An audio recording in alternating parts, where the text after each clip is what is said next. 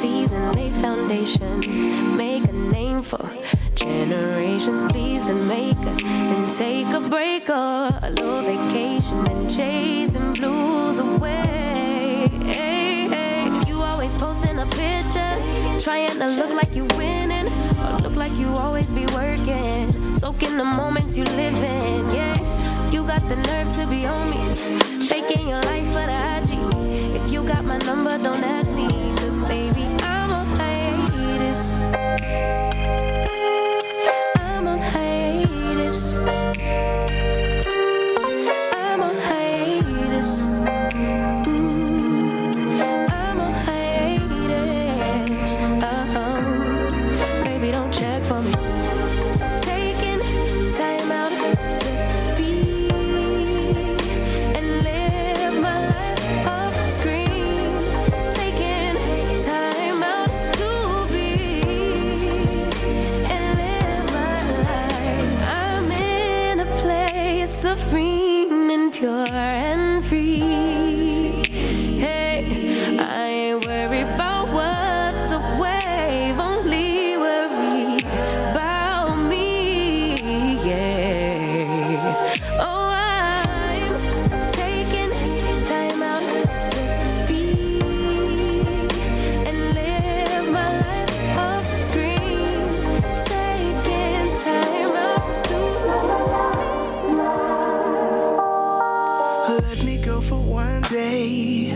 Let me lose myself again. Give me something for the pain. Always trying to pretend that I'm not living just a lie. Broken heart and shattered lives. Let me go for one day. Let me lose myself.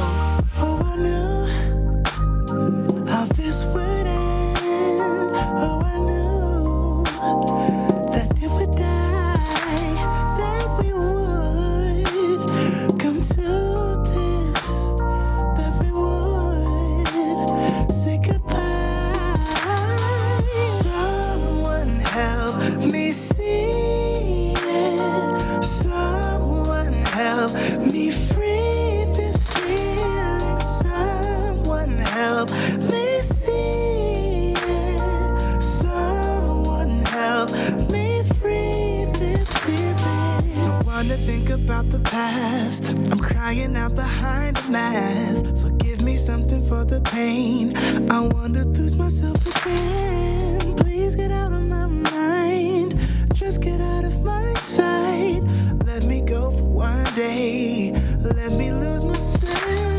Oh, I knew how this would end. How I knew that it would die, that we would come to this, that we would say goodbye. Someone help me see it.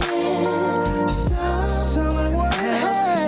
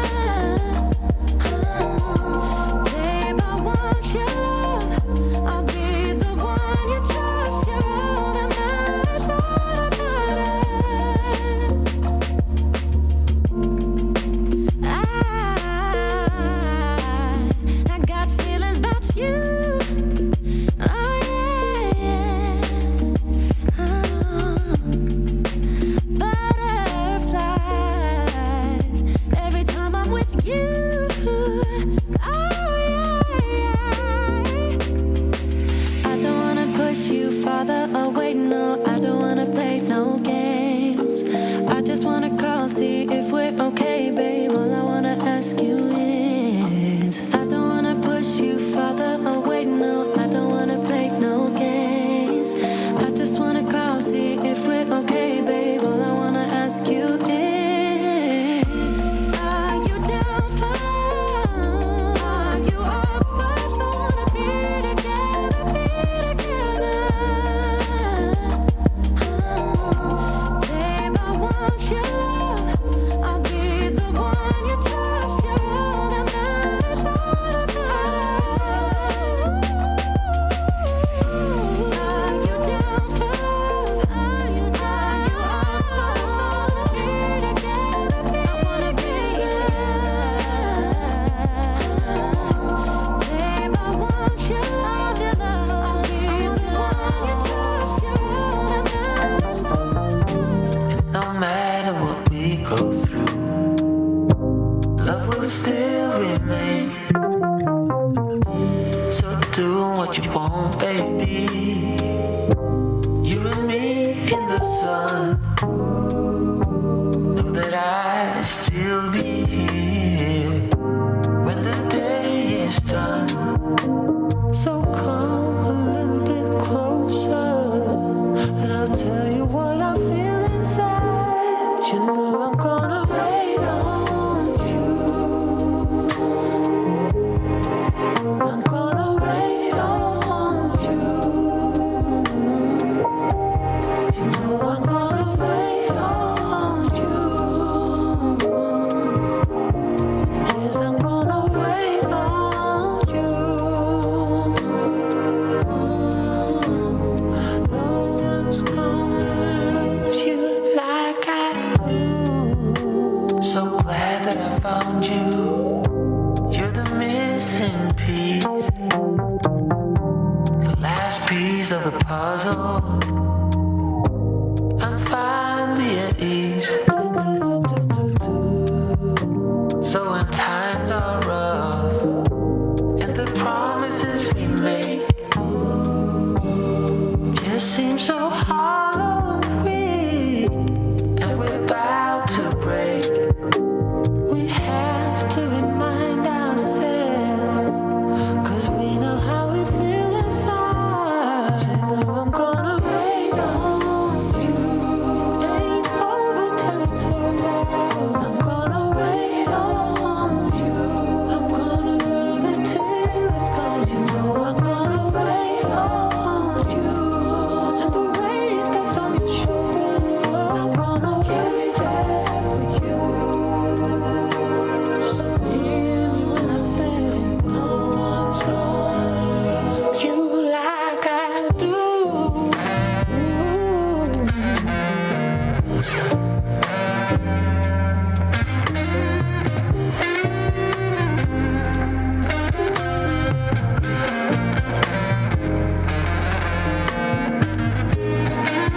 I'm gonna wait on you. I'm gonna wait on you. I'm gonna wait on you. You know I'm gonna wait on you. And the weight that's on your shoulder, yes, I'm gonna carry that for you. So hear me when I say, no one's gonna love you like I do.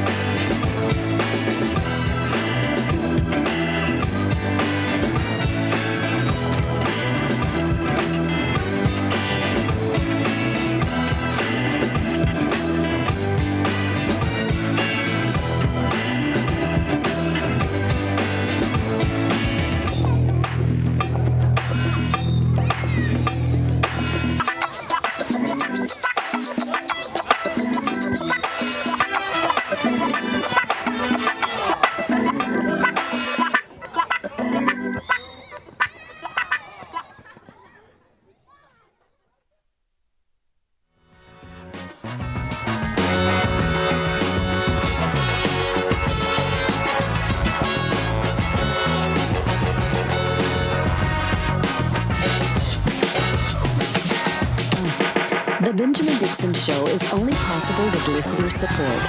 Go to www.patreon.com/The BPD Show.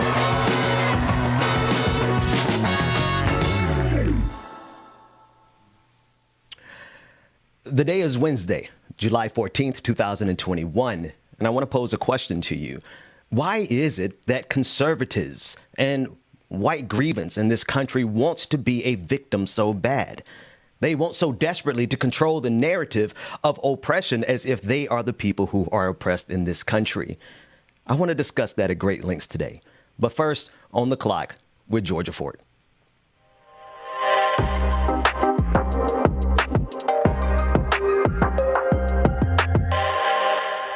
President Biden gave a powerful speech Tuesday in Philly, and it was very interesting to hear him talk about voting rights, the attack on voting rights. And we heard him describe this as a 21st century Jim Crow. He also talked about the invisible attack on America, the big lie, the fact that so many Republicans, so many Trump supporters are still accusing Biden of stealing the election. Take a listen at what he had to say last night. The 21st century Jim Crow assault is real. It's unrelenting. And we're going to challenge it vigorously. We must act and we will act, for our cause is just, our vision is clear, and our hearts are full. For we the people, for our democracy, for America itself, we must act. I want to bring in Ben, Anthony, and Carl Mack on this. You know, I think it's very interesting that we've seen a pivot here, even amongst activists in the Black community. Al Sharpton announcing that the March on Washington this year will also center and prioritize messaging around voting rights. Do you think that Biden is correct in his analysis and calling this the 21st century Jim Crow? Absolutely. And one of the things that we, again, looking at the historical pattern to do so, any attempt to make something harder for somebody to vote is part of the reasoning for voting rights act legislations in the first place. And so when we think of in some of these legislators and some of these bills that have been passed and those that are trying to be passed, attempting to be passed, remember that they're doing so without any evidence that there is any assault or any challenges with our voting system in the first place.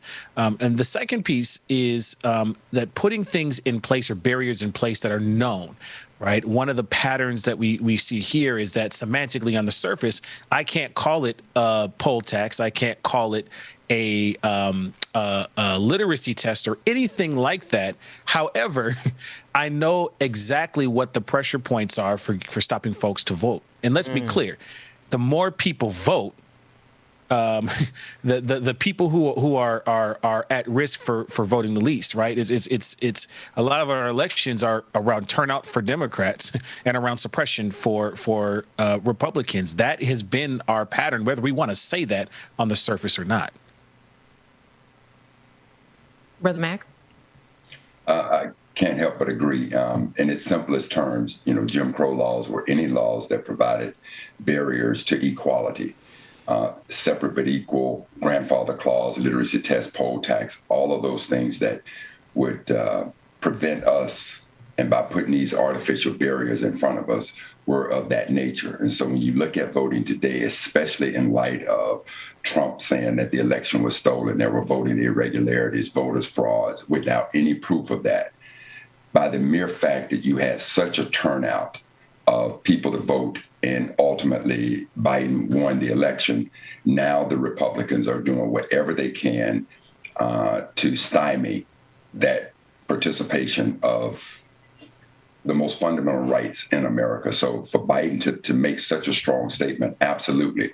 But I think what is important is that when he makes a statement like that, he needs to give the examples and define exactly what they're doing and why it is unconstitutional, why it is prohibited to Black folks, so that folks are now who are folks are now who have that opportunity to vote can now understand exactly what the game is that the Republicans are doing, and then challenge all of those in court. So it's one thing to give the rhetoric of you understanding it. It's quite another when one can see the actions of you attacking their plan to ensure that those voting rights are protected.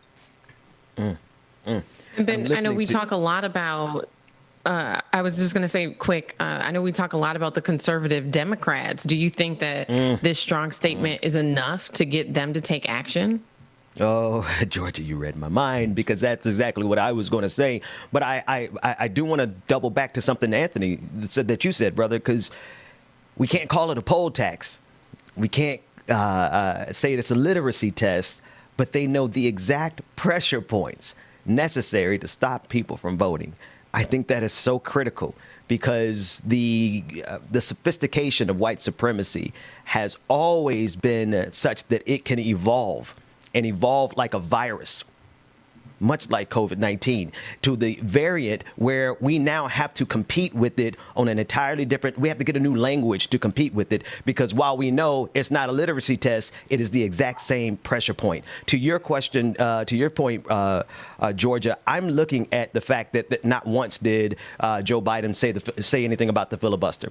Not once did Joe Biden mention Kirsten Sinema or Joe Manchin. Not once did he mention those things. And I got a problem with that. Now, it is the new Jim Crow, but I need Joe Biden to govern himself accordingly, because if we know that this is what the Republicans are doing, then why are we not doing what is necessary to make sure that we protect the most fundamental right in this country? Absolutely. And I think that it's vital for our democracy. And while he scratched the surface of that sentiment, he really does need to touch on those lifelines that Republicans are holding on in order to obstruct people's right to vote. It's the bare minimum that Americans deserve, the right to vote. It is essential to our democracy, and it is what this nation is built on, and the fact that it has been intentionally attacked, voting rights, that is, over the last, I would say, even 10 years. They started unraveling laws that protected voting rights back in 2013. And I think to mitigate that, the For the People Act and the John Lewis Act have been presented, but they've stalled out. And so I want to take a listen at this second soundbite from Biden, where he goes, he tries to go a little bit deeper, but we'll circle back and find out whether or not it's truly enough. Take a listen at this. We're asking my Republican friends in Congress and states and cities and counties to stand up for God's sake and help prevent this concerted effort to undermine our election and the sacred right to vote. Have you no shame?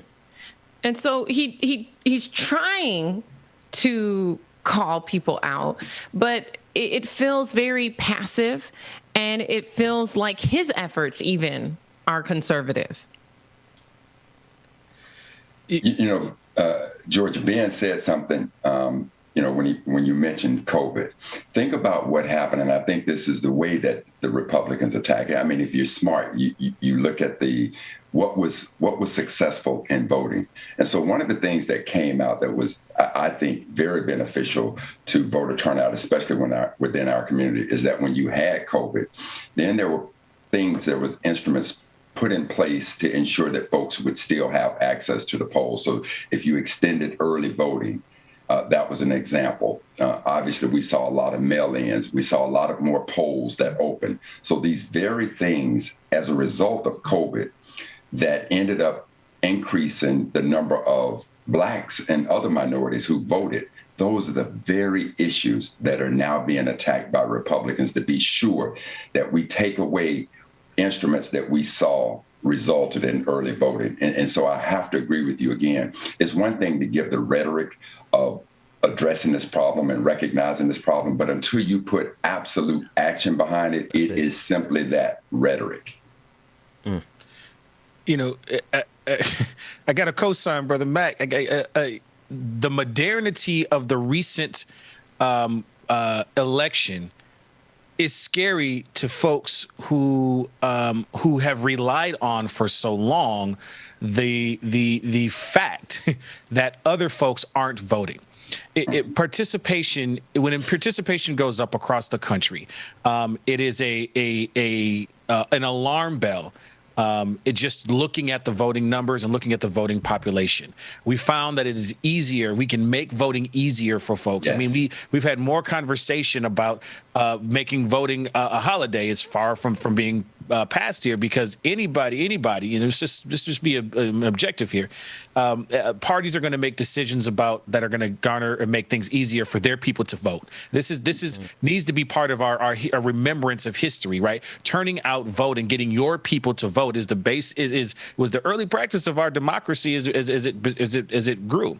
So that is an alarm bell for folks, and then this is the reaction. The second piece I want to put into here is you already start to see, to your point, Ms. Georgia, about the erosion of voting rights earlier. We see the Texas governor trying to make the case that we're actually doing things better. We're better than the president's own home state because we do things that they don't allow, right? Completely passing over the fact that Vermont has a 70% voter rate, much higher than Texas. The problem is that Texas's rate for voting, particularly among Democrats, increased. All right, and so and we haven't even had the conversation about the gerrymander, which is getting lost in the mix as well, that both parties have done. So let's be clear, folks want to turn out the as many people to vote, and we have seen that it is absolutely possible to make voting easier for everybody across the country, right? Voter turnout for everybody increased. We had the largest voter turnout, and so it boggles the mind that we would want to put things in place to put a wet blanket on that, especially with no evidence of voter fraud or anything that threatens our election system. And Georgia, if I could just really briefly add, brother Anthony, you mentioned Texas, and last night Representative Jasmine Crockett, from a state representative from Texas, she was with us on Roland Martin, and she mentioned something that really stood out to me, and I think we want to bring this to bear in this conversation. She said that the Democrats in Texas specifically see exactly how committed Republicans are to ending democracy. And she is appealing to Joe Biden and the Biden administration to show that same kind of spirit in terms of what they're going to do to fight back against this new Jim Crow. Joe Biden. Yeah, and I would even go a step further and really start to ask people, what is it going to take for people to recognize the severity of this issue? Because it seems like right now, most Americans are kind of sitting back and watching politicians fight about this. The reality of it is, if we don't get a solution in place by midterms in 2022, folks are going to be showing up to the ballot and realize, man, I don't have the right ID, or I missed this deadline that I didn't even know existed. And so I really hope that it doesn't get to a point on voting suppression where Americans don't really realize how this affects them until they actually get to the ballot. And then there's been measures put in place that now prevent them from actually being able to cast their ballot. Unfortunately, I feel like there are a lot of people who are not paying attention to the way that voting rights are being attacked. And that is literally what it's going to take for them to realize this impacts me as well. This impacts my ability to cast my vote. Do you think that folks have really assessed exactly how the attack on voting rights is going to trickle down and affect them in the midterms? But Sister Georgia, I want to say this. I want you to stop and smell your roses right now. Because if we didn't talk about it, then that situation that you just described, that would be the case. So for you to bring this to On the Clock and us talk about it, that's going to put an awareness into our community. For people like Latasha Brown and so many others, the NAACP and the likes who are out there, Brother Galloway, for us to have this dialogue and constantly, as their game plan comes into effect, we constantly talk about it. That is what we're doing. And so I want you to smell your roses, and all those others who are out there staying diligent and understanding their game plan and talking about that game plan. That is how we're going to keep our community aware. So you are part of that solution. I just want to thank you for this level of conversation. Thank you. I think demographic, growth, and I actually mean that there's a Freudian there, but I think it's important to put onto the table that demographic growth is trending towards Democratic votes, and so this is also, again, there's a red light, a red alert going across a particular section of communities, and this is before we even talk about the imbalance of representation across the country. The vast majority of people across this country live in urban areas, and so when you look at the representative map versus the population map, we already have an imbalance that we can't even get to in our political system in terms of where power is represented and who gets to have a vote or a say when the majority is very clear in one area, let alone getting into talking about our electoral college. And so we have a lot of issues that are here. And what we're finding in research and what we're finding in terms of the conversations, at least especially the ones that I see around the clergy circles, right? Young folks who are coming in with a lot more knowledge of our political system and where the pitfalls are. And again, if votes trend that way, there's a problem if you are conservative in the United States in terms of the number of population, in terms of the representation of power, and in terms of what the knowledge is shifting to. That is on the radar. And so in that space, it makes absolute sense for me, if I have the ability to do so, to try to hamper the ability of other folks to stave off that trend. I was going to do my best to be quiet, Sister Georgia, but brother, you have hit the essential question here, because at the end of the day, they are in trouble. And if you add on top of it the ignorance of COVID-19 and the fact that they, Brother Mack, how we said yesterday, the black community, if nobody else get vaccinated, let us get vaccinated, right? You combine the fact that demographics are not going their way, of course they're going to come out with their fangs out, ready to strip democracy away, because they know the future is not a white future. The future is an egalitarian society that does not reflect the will of just white Christian men, and they are losing their minds. But, the other thing that we have to keep in mind is that bases are firmly established. There are people no matter what. The Republican base is established. The Democratic base is established. It is that independent vote that one has to go after. So when we had what we had over the last 4 years of just an absolute idiotic president who placed on Front Street his ideology about white supremacy, that did not appeal to that independent voter, which was key in swaying the election towards Biden.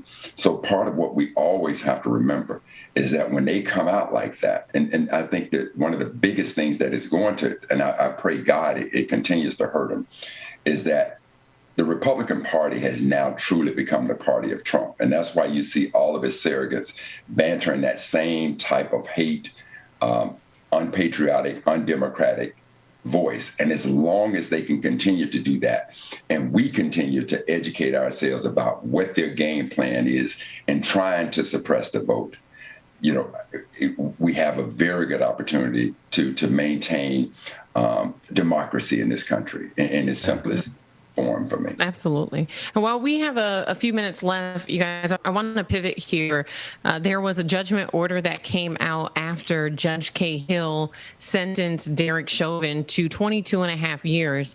Within this judgment order, there was a piece that the prosecution called out and asked for him to amend. And it was interesting because the prosecution wasn't asking the judge to give Chauvin more time. He was asking that the judge make a correction about how he classified trauma by the young people who witnessed George Floyd's murder. And so in Judge Cahill's order, he outlined that the children who witnessed the murder had not been traumatized. Ultimately, yes, had he have acknowledged that they had been traumatized, it could have led to an increased sentence, but he said that they had not, that they were giggling, and also saying that they had the free will to leave, that no one was explicitly holding them there and making them stay. And so AG Keith Ellison made a request to the courts, a public request, asking that he change that and say, you know what, if you know any trauma experts, then you absolutely know that these children were traumatized by what they saw. And so a lot of people were questioning, if the AG is not seeking an extended sentence, why would he want the judge to amend this court order? Why is it so important to change the record, right? And ultimately, we just learned Judge Cahill denied the AG's request to amend that. But we've been having a lot of conversation about why is it so important that, you know, if it's not going to impact the sentencing, if the AG is not asking for more time here, what would be the significance in changing those court documents and accurately? Because we do know, ultimately, we know that not only were these children traumatized by witnessing the murder of George Floyd, the adults who witnessed it were traumatized. And if you ask me, I think that there was a global trauma that we all suffered. And that's why you saw the response that you saw after George Floyd was killed. But what would be the significance of updating these court documents? Well, Georgia, first of all, I think it's important to, you know, if I'm not mistaken in reading those reports, Judge Cahill didn't even refer to them as children. He referred to them as young women. And so there was a lot of eyebrows being raised because, again, here's the judicial system not looking at our children as children. In the case of Tamir Rice, he was a young 12-year-old boy, but when the report comes across, here's a young man playing with a gun or having a gun. So part of what gets that is first identify and understand that they are children. They're not young adults. They are children. So I think what is important here is, and I'm no expert in law, but there is something called precedence. And so now when all of a sudden you're beginning to say there is no trauma in these young adults, or now if you want to say children, that sets the precedent up. So what happens when a black child, you know, I can remember a case in Mississippi when these young black men were accused of, these young black boys were accused of rape. And I got to believe they're like 12 or 13, but they threw the absolute book at them and sentenced them as though they were adults. And that is part of the narrative in this country, is that they do not see our children as children. They treat them as though they're adults. And so for Cahill to act as though there was no psychological impact, and you could not have stated it more eloquently, the whole world had a traumatic impact behind the death of George Floyd. And now to say that you can't recognize that in children is you're absolute blind. And I don't think you're ignorantly blind. You want to be blind. You bring up the expert testimony. That I'm so glad you did help define and make clear precedents, right? Because that is part of the role of the shift and reform. Brian Stevenson at the Equal Justice Initiative is working hard to establish precedent that enshrines and allows the law and makes the law act in an equitable way, in ways that it has not been enforced the same. I mean, you know, we have a right to a public defense, and in certain states in the country, your right to a public defense and a public defender does not come from an actual public defender that's hired. It comes from somebody who's vouchered in private practice and does not have the resources to do their own job. And so we have to establish precedent in order to enshrine practices and standards that states won't enshrine in their own laws. And so that's a part of it. But the other piece is this case relied so much on expert testimony and putting expert testimony in forward and saying we're going to rely on what these quote unquote experts say. And so for somebody to, for an attorney general to look at what's happening in the state and to have folks making decisions that is not based on expert testimony is just problematic for the system itself. So in addition to the precedent, you have to make sure that the integrity of our legal system in the state, is held intact. Otherwise, that causes you problems in so many other areas. Just doing the job of paying attention to our legal processes in the state of Minnesota, let alone what is to come in the future. Georgia, real quick, could you help me understand something with this story? You're saying this request was made by Attorney General Keith Ellison? Correct.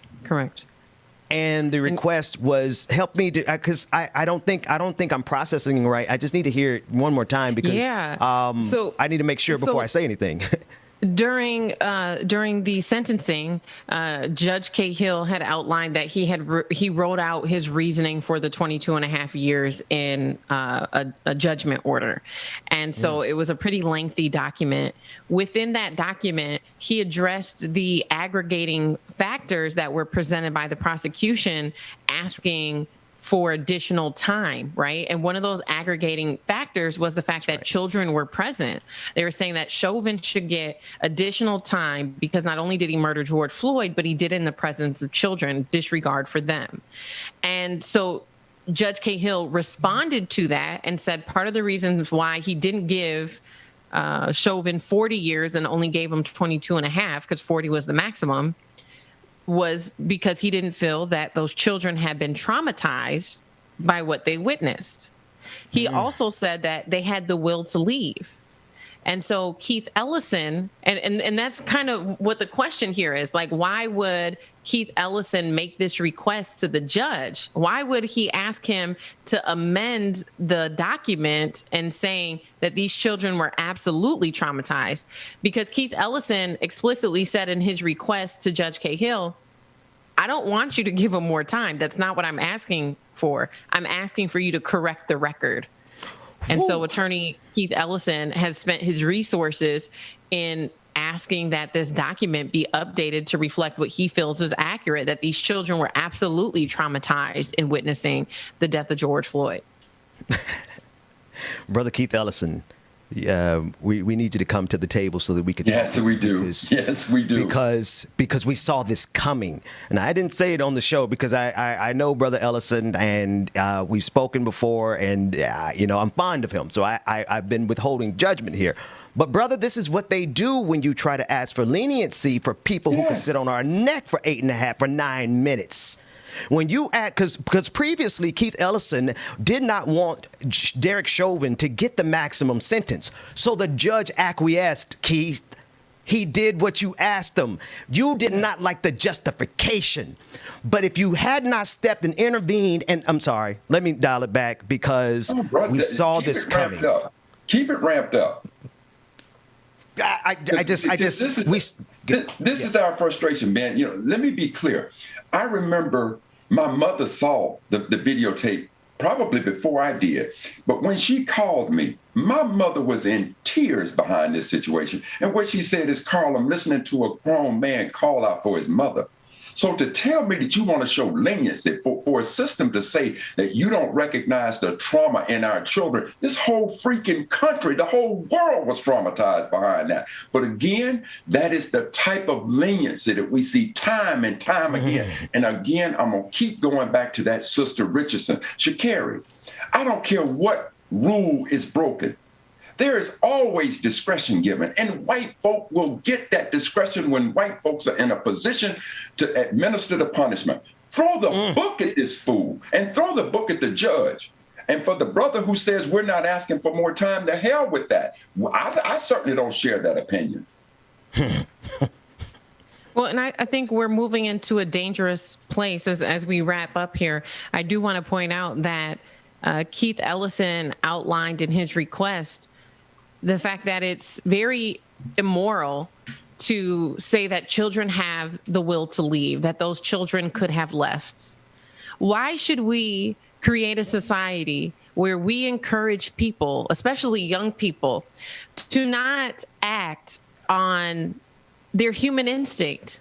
The human instinct, what we saw from more than 10 witnesses, the human instinct was to demand that Chauvin get his knee off his neck, to check his pulse.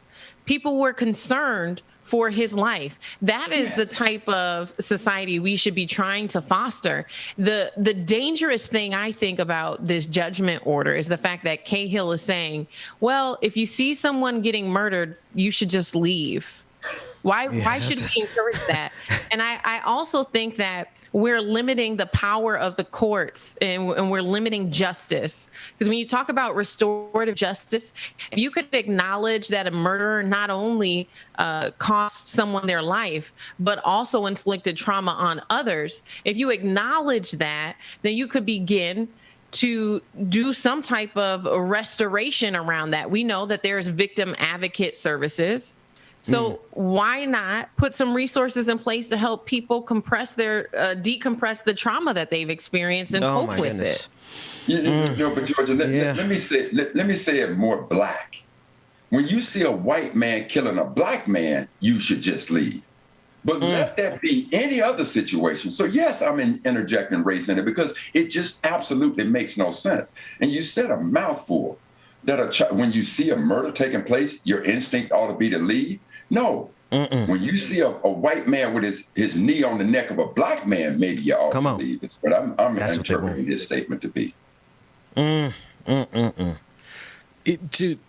For full circle stance, one of the things that folks need to understand is in our system in Minnesota, the appointment of Cahill, the first appointment is appointed. But after that, judges of the circuit have to be elected. And so when you look down ballot, in 2027, Cahill has to come to his name has to be on the ballot to be reelected back to that position. So just to put a full circle case to it, for those changes to happen, for this to be on people's minds, this is also connected not just racially, but also to the voting rights conversation we were having in the beginning, because people do not understand that about our system here in Minnesota. My man. Absolutely. Well, you guys, we could continue. I want to close with this, Georgia. In so many ways, I can remember when I saw Chauvin being placed in handcuffs and led out of the court. There was a sense of relief because finally we see something that we've not seen before. But as I'm sitting here and I'm listening, I'm also coming to realize that I'm changing right now, right as we're having this conversation. And I am of the opinion, I want all of my justice. I don't want part of it. And that's what I think we're talking about today, is that we should be satisfied that we got part of justice. No, fam. Yeah. We want all of it. All of it. Absolutely. Well, powerful conversation here this morning. Thank you all. For those of you watching, stay around for more on the Benjamin Dixon Show.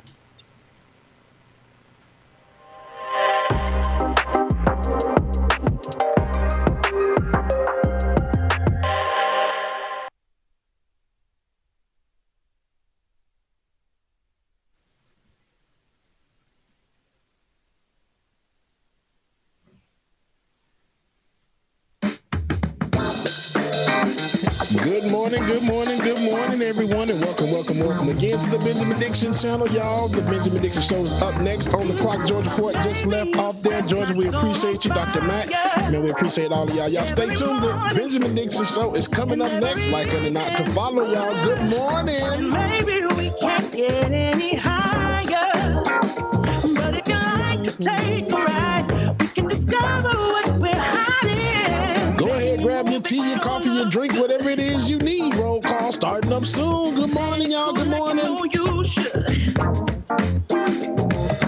Put on a smile that's one of a kind,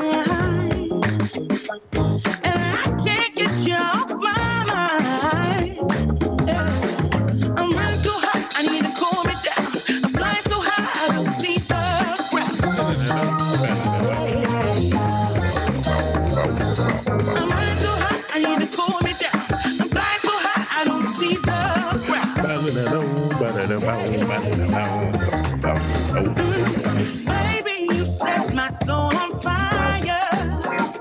Every morning. And every evening. And maybe we can't get any higher.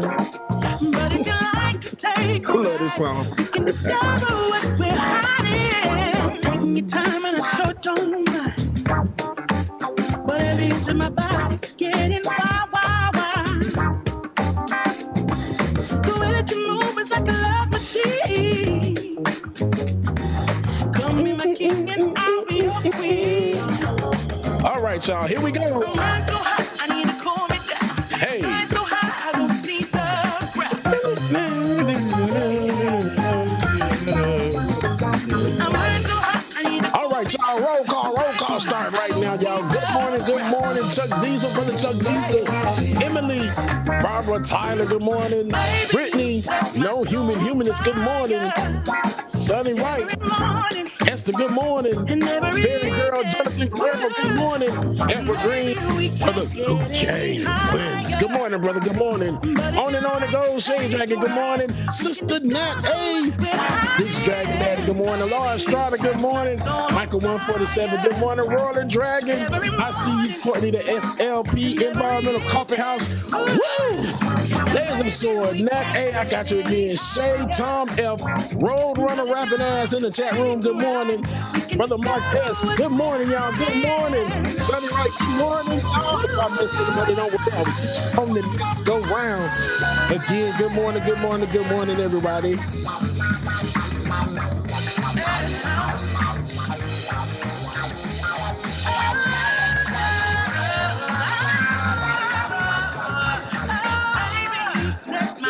On fire. Laura Estrada, good morning. Leslie K, Courtney the SLP, Fairy Girl, Melody Nettis, good morning. Brother Lateef, good morning, y'all. Esther Roach, good morning.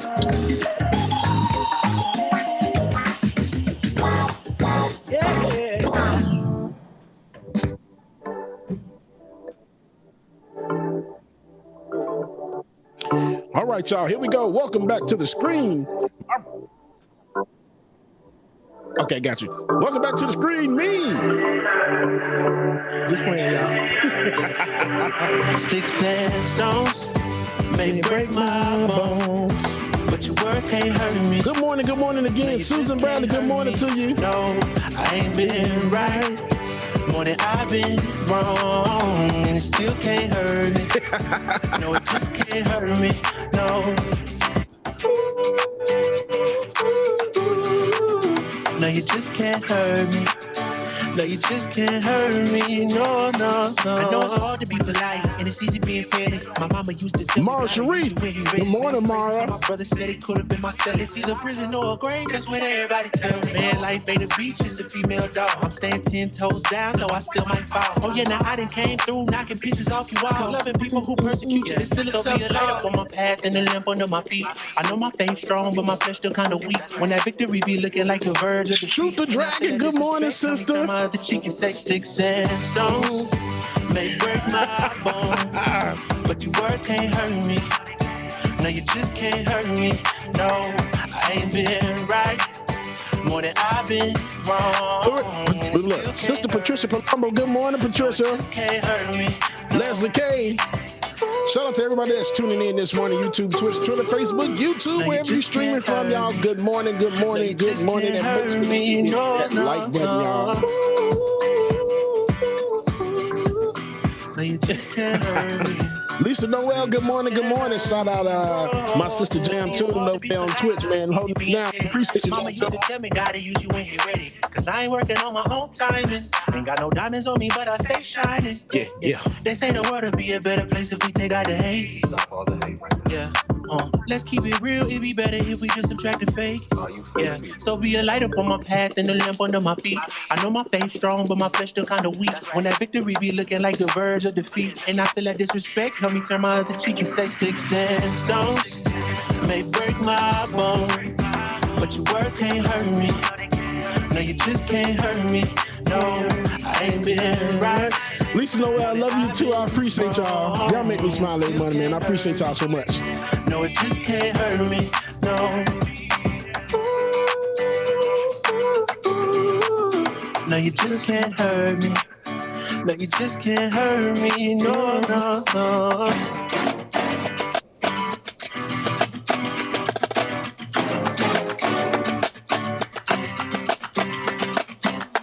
We've been fighting every day now.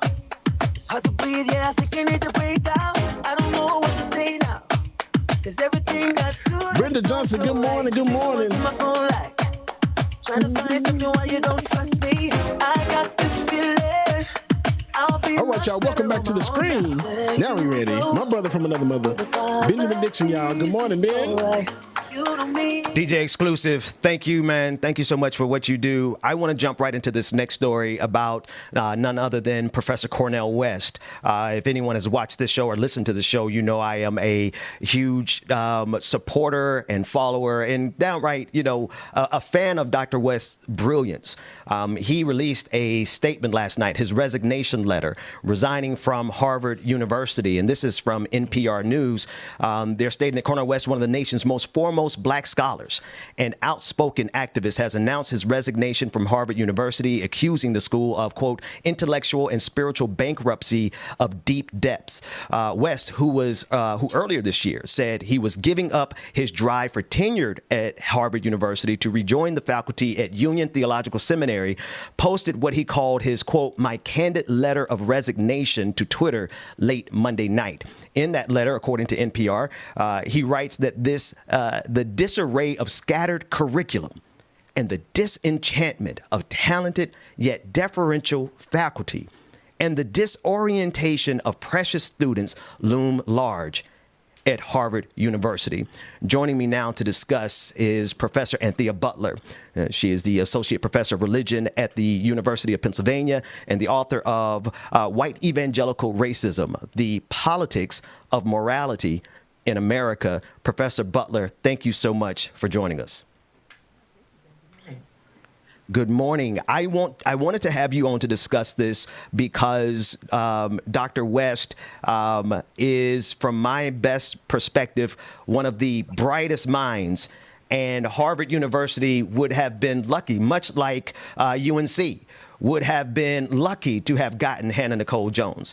But still, they run into this level of problems at the highest level. You would expect more, but then again, no, I guess we shouldn't expect more, even from Harvard University. Professor Butler.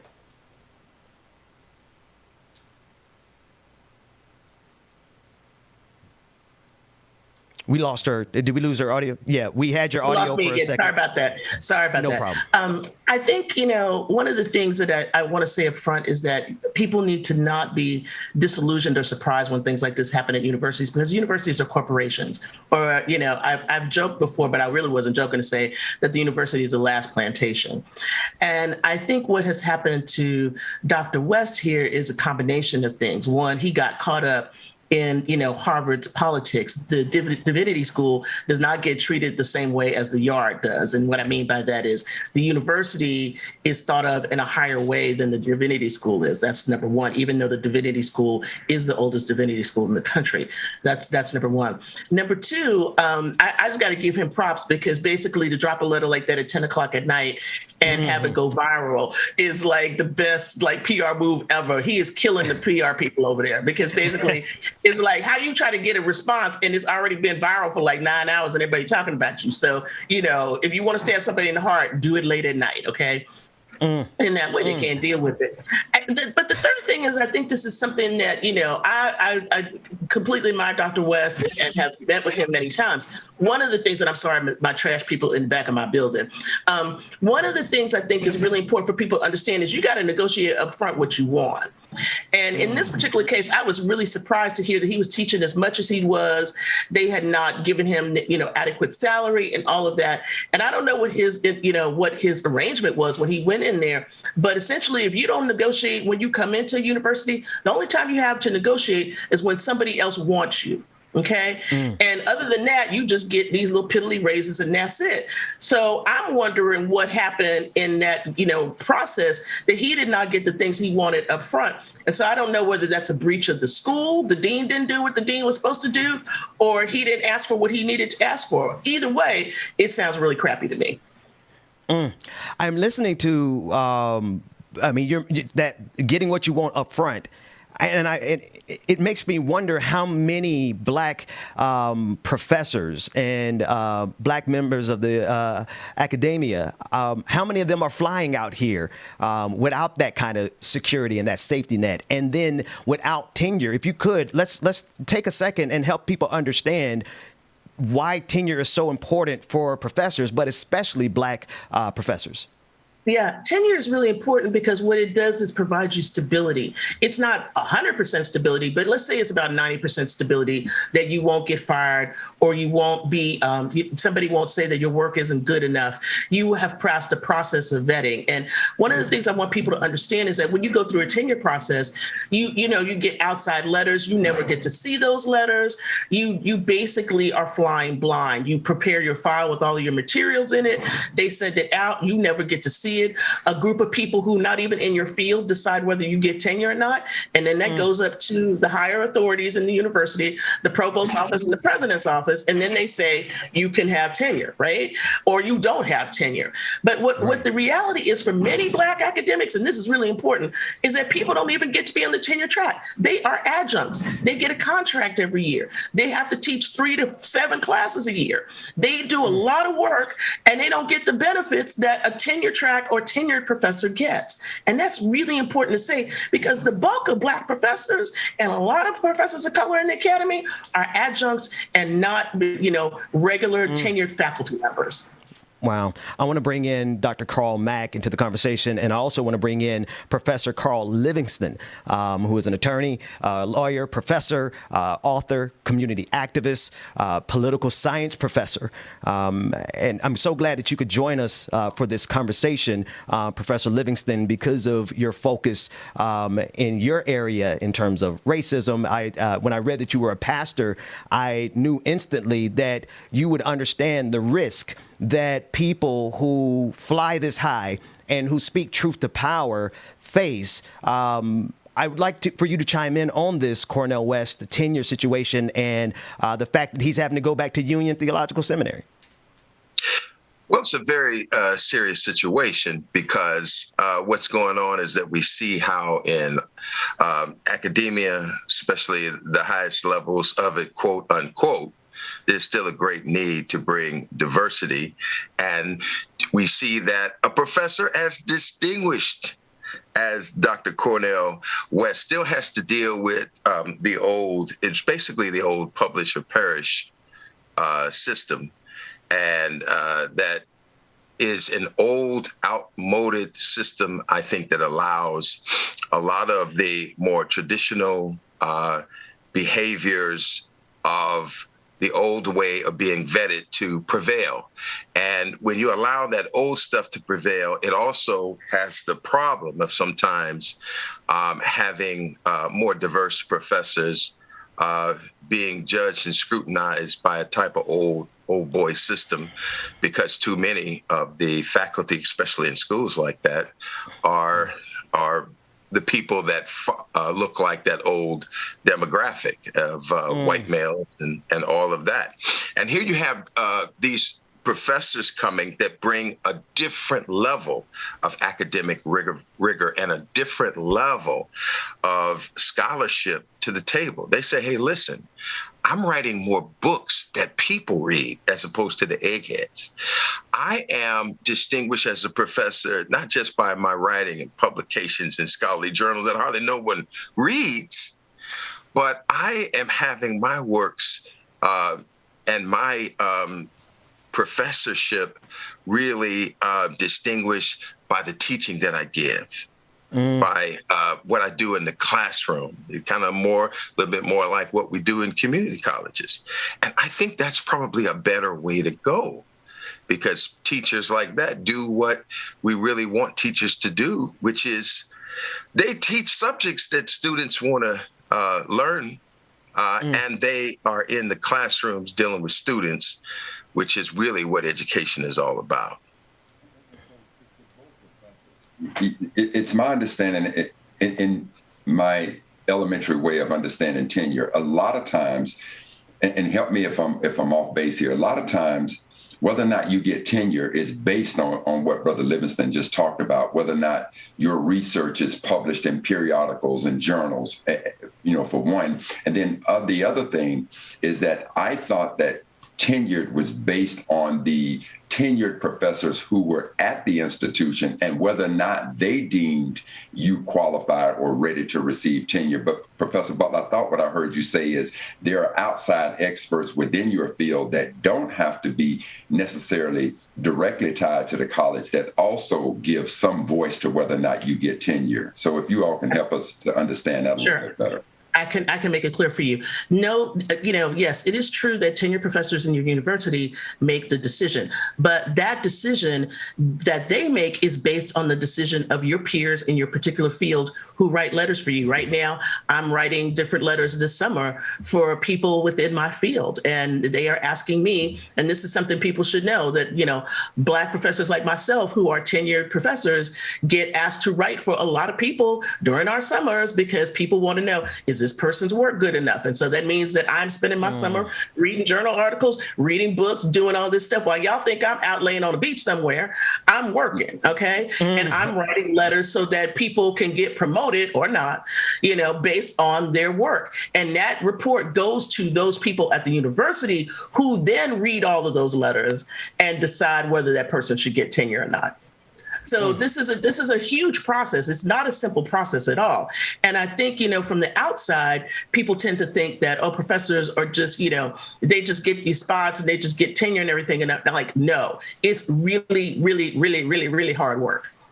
So Brother Livingston, I understand the periodicals and the journals, but for most of us in the Black community, we have seen Dr. West's body of work on shows, That's right.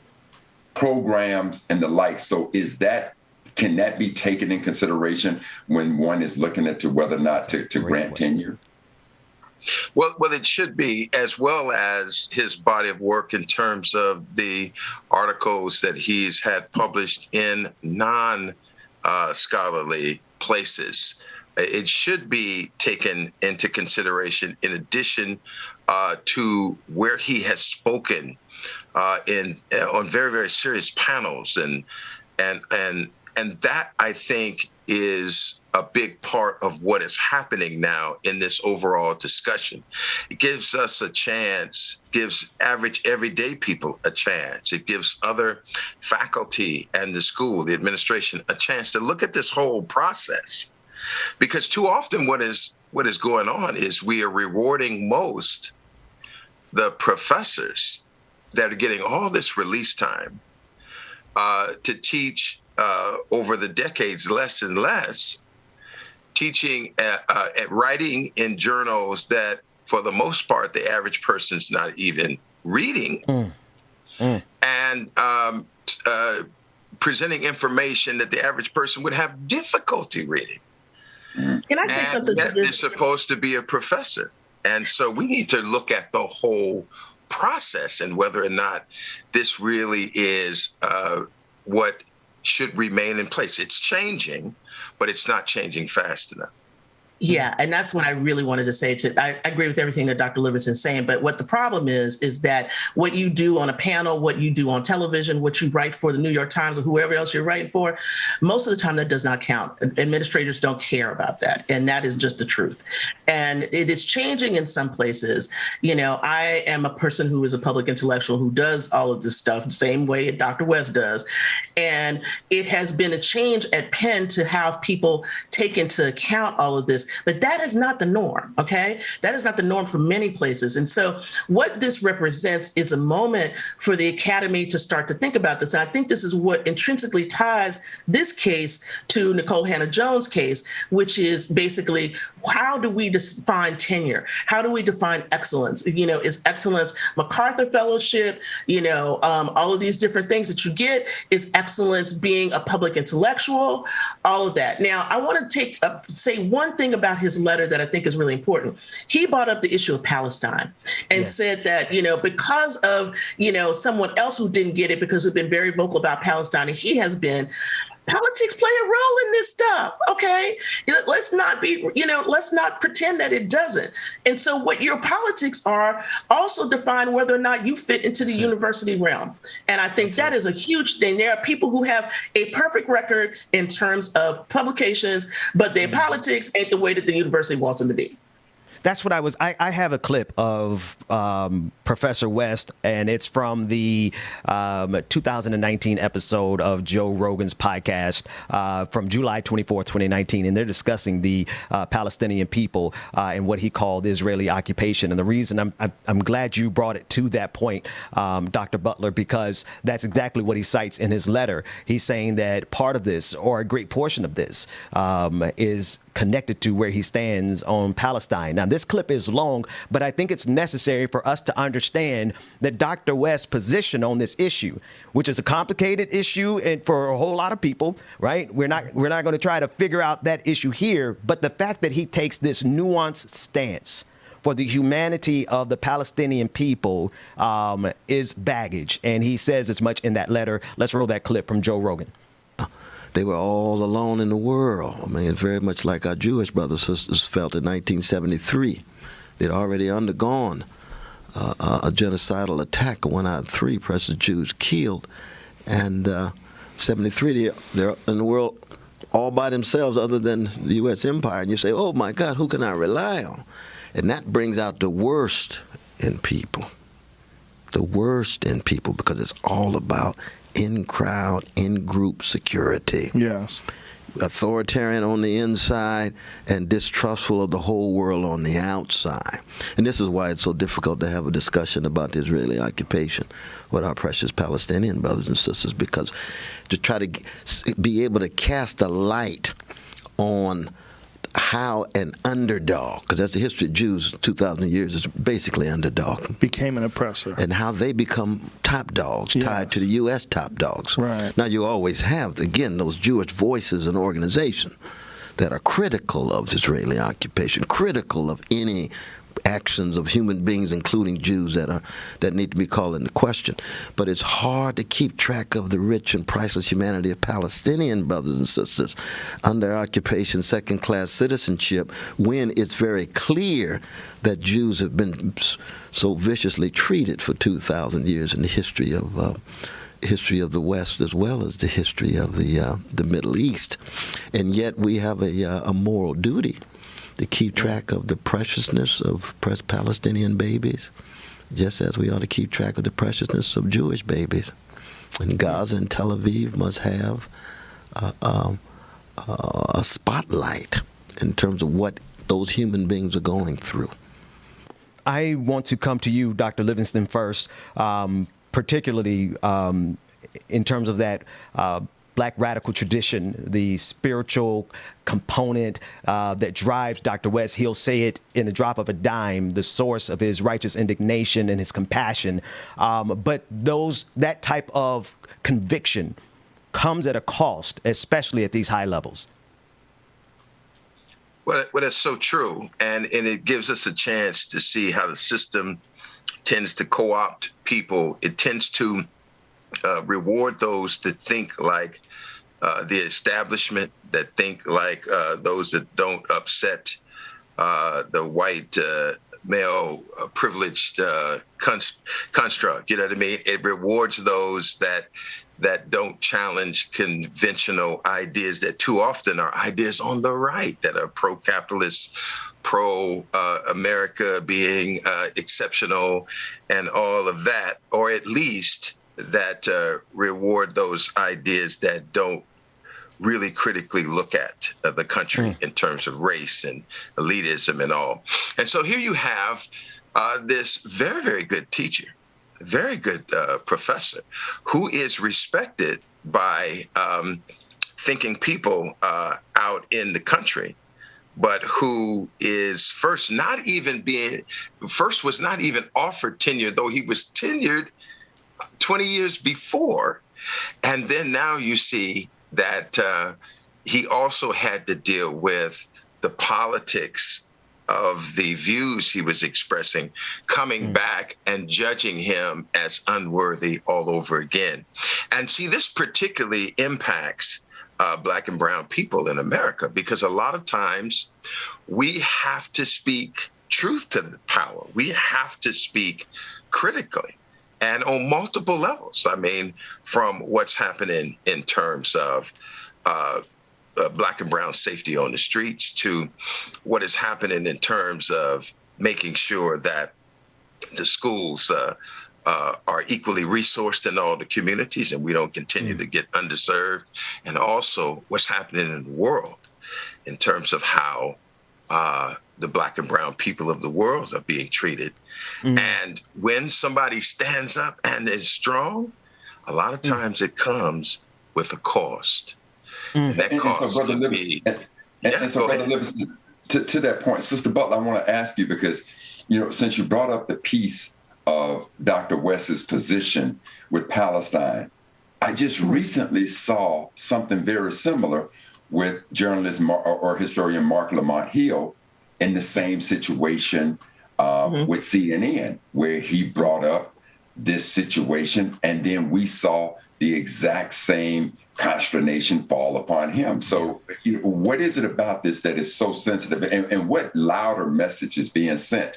As Brother Livingston was saying, that it comes at a cost. So what is it about this situation? And am I over analyzing this to say that, if one takes a position of showing sympathy to Palestine, that the forces at play are going to make you bear that cost? Well, it's a complicated conversation, let me put it like that, because of BDS, which is the divestment arm that a lot of academics belong to, who have been talking about divesting from Israel and all of this so that Palestinians can get, their rights, right? I think the simplest way to put this is that universities have constituencies. And it's not just about what you teach in the university, it's also about who gives money to the university, okay? Trustee boards have a lot of power, as we have seen, in terms of how they influence different places. And so in the case of Mark Lamont Hill, what happened was that was very public, that was on CNN, where he said from the desert to the sea, and basically everybody got up in arms, and, Temple sort of censored him, essentially, and he lost his position at CNN. There have been numerous professors that have gone through different kinds of things, not just about Palestine, but about social media. And, I'm thinking about Steve Salita at Illinois, all these other things that have happened because people have said things, and, universities, in particular constituencies in universities, have said things. Now, having said that, let me say this. There is academic freedom, but there is academic freedom to a point. And that point depends on where you are and what university it is and who holds that power in that space. And that is the thing that everybody needs to remember. And so in Brother West's case, as we're saying, I think, this is my personal opinion. I think people need to realize something about this case that's really very important. You think divinity schools are going to be the places where people do good. They are not. Okay, they are, institutions like every other institution. Let me run this down for you very quickly so you understand what we're dealing with here. Harvard Divinity School, one African-American woman who's an associate professor, I'm not sure if she's tenured, two other professors who are tenured professors who are of African descent. Yale Divinity School, two Black professors who are tenured but not full professors. Understand this. This is a divinity school. Both of these schools, Harvard and Yale, attract lots of Black students, but they do not have a full professorship. Okay? You just understand this. There's not an African-American in this bunch right now who is a full professor at these two divinity schools. There is one Black woman who is over a divinity school, which happens to be my alma mater, Vanderbilt Divinity School, Emily Towns, Dr. Emily Towns. She's a dean there. That's in the South.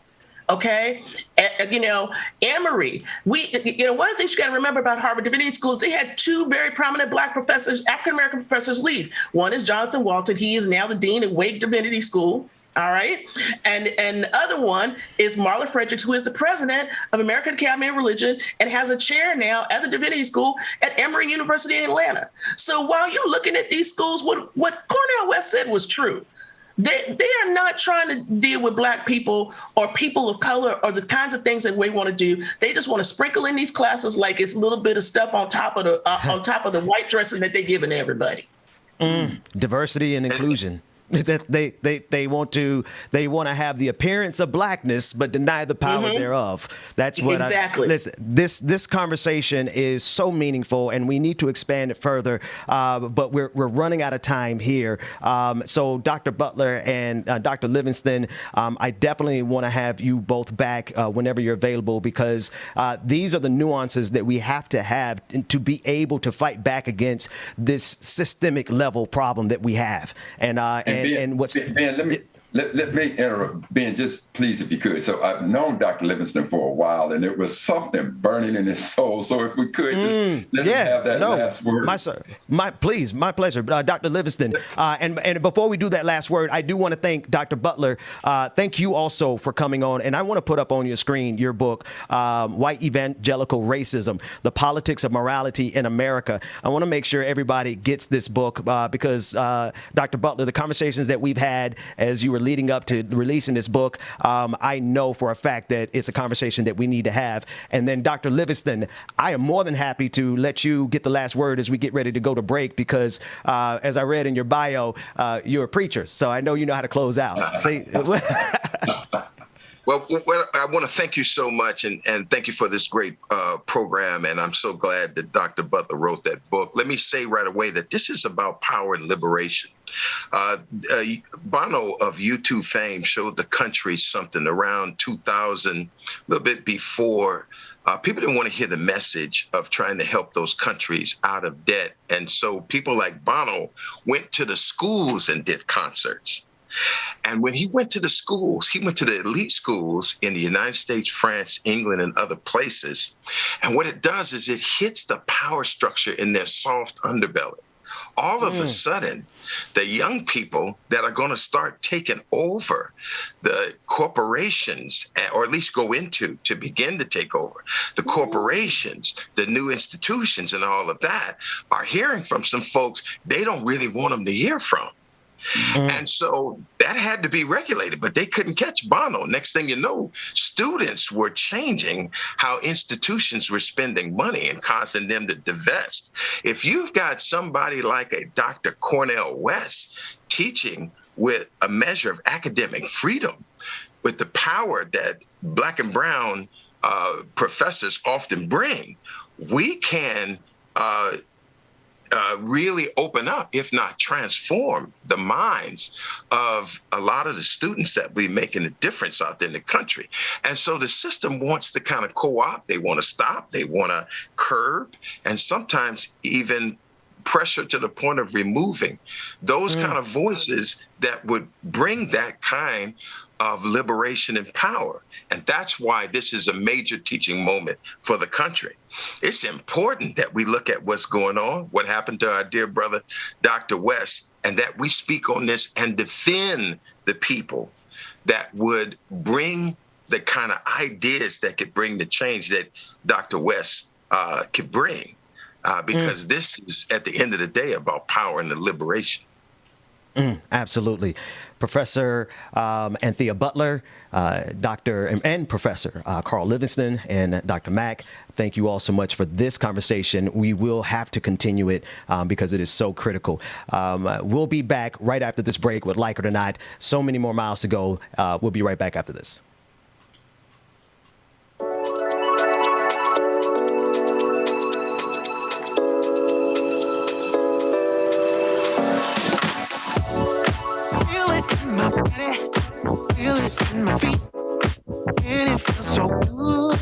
Of course, that will help if I unmute y'all. I have to get to this. I got 1,000 programs running right now.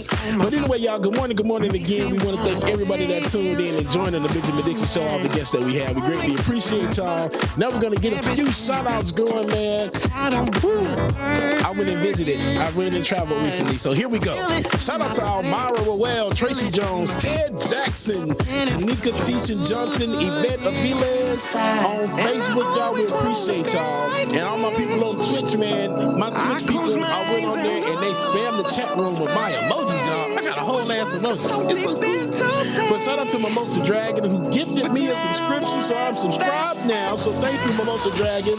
Sankofa CSD, Stream Elements, Destinovas who subscribed, Rachel Letney, Afro Pump, Zavis X, and Funky Pug 313. Man, shout out to y'all. Enjoyed y'all and thank y'all for letting me in the chat. I love y'all, love y'all, love y'all. Mean it, man. Y'all make sure y'all stay tuned. Like it or not, it's starting up next. So stay tuned, y'all. And it feels so good inside. Don't need anybody. I just need to eat. I just want to hear all night. I hate being with a passion. Sophia Williams, good morning. Lily Hunter, good morning, good morning. My body, feel it in my feet. And it feels so good inside. Magdalene Moon, good morning, good morning. Like this, I close my eyes and all the troubles fade. You was once got so deep into me, but now I won't let that end. Gonna make myself forget about you, baby. Gonna make my Shut up, Ben. They love my singing. Go to hell.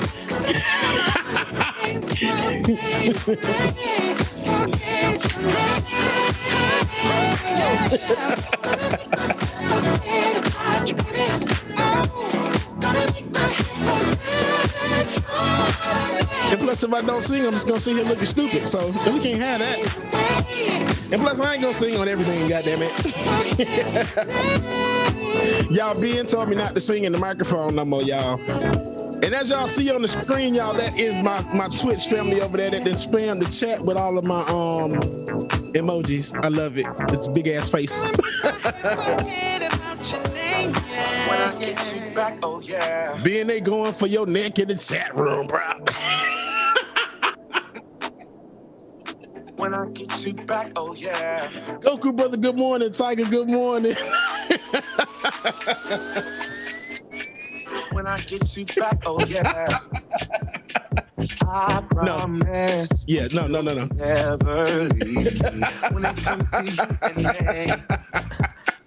Yeah. Bring me back. Bring me back. Because what you not going to do, James, what you not going to do is make me look like I'm a bad guy. You're not going to do it. Nope. Yo, we talked about that. I can't sing no more. I call, we he Ike turned it, y'all. He Ike turned it the hell out of me.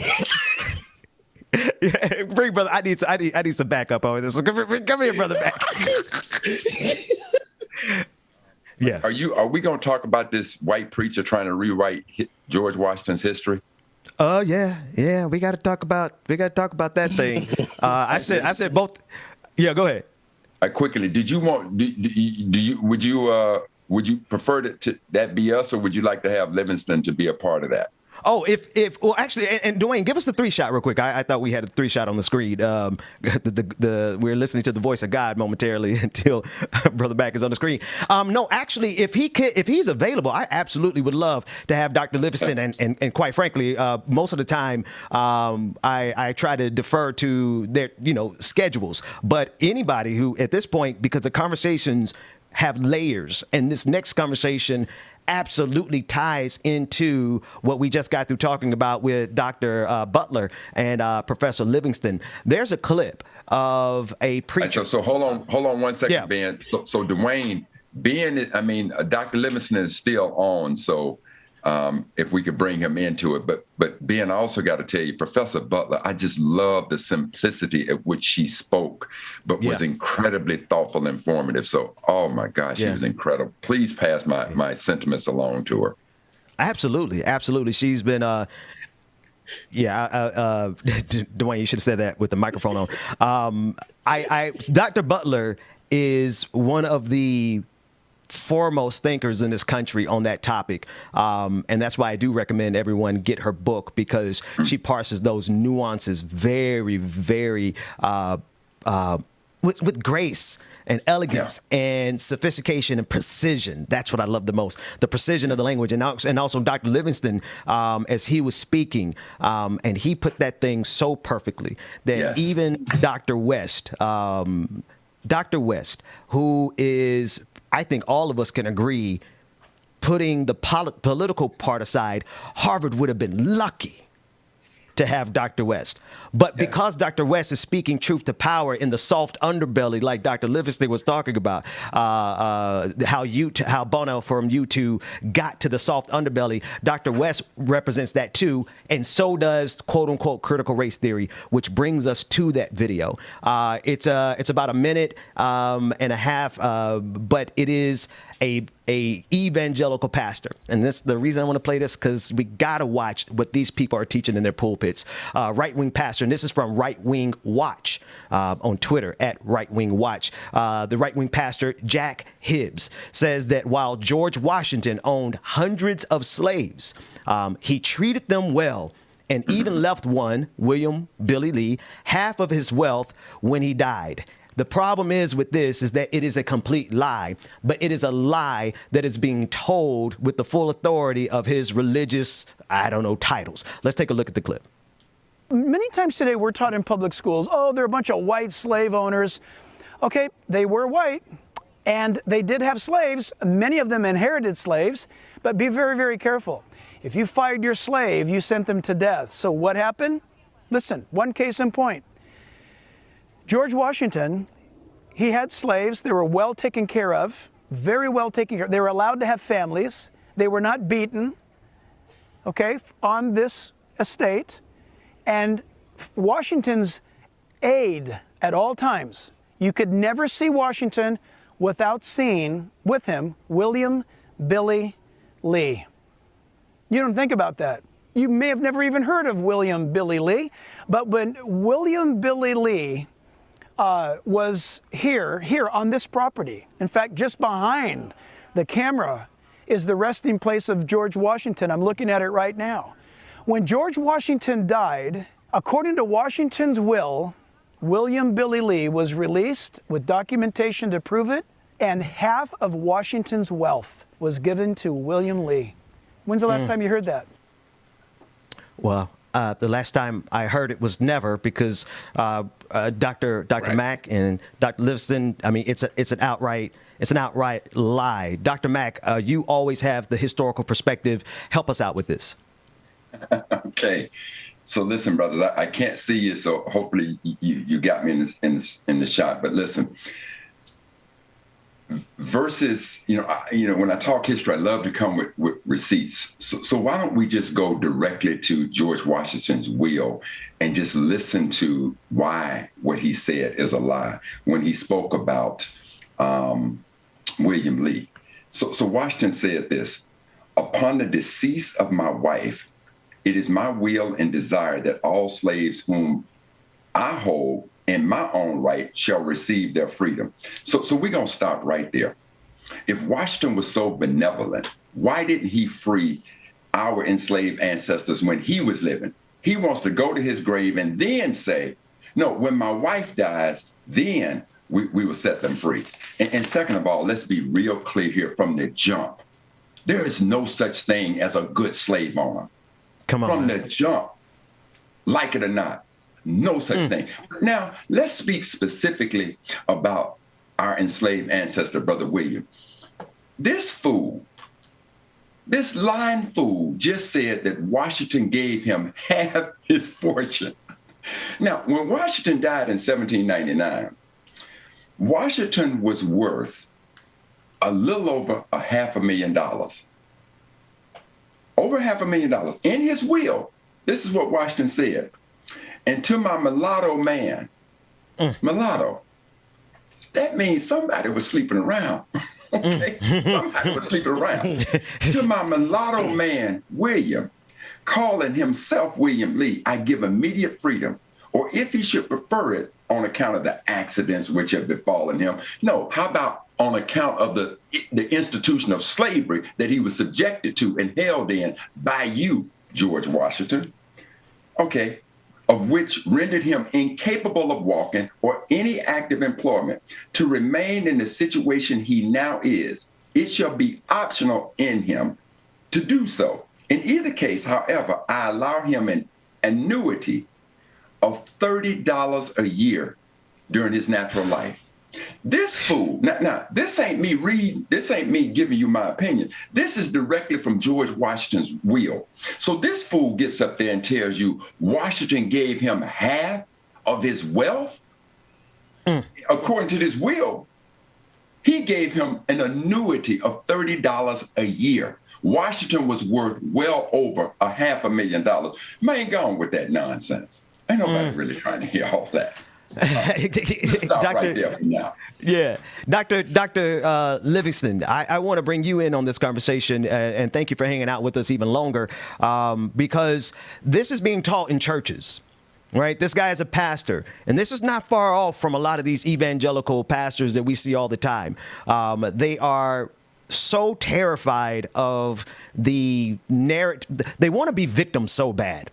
They want to be the oppressed so bad that they have to rewrite history, and that they have to make sure that the narrative that is being told to the people around this country is that America came out of this immaculate conception and did no wrong and did no evil. And with this kind of teaching, this completely ahistorical, right? A downright lie. But this is what is being taught in churches across this country, particularly evangelical churches, Dr. Livingston.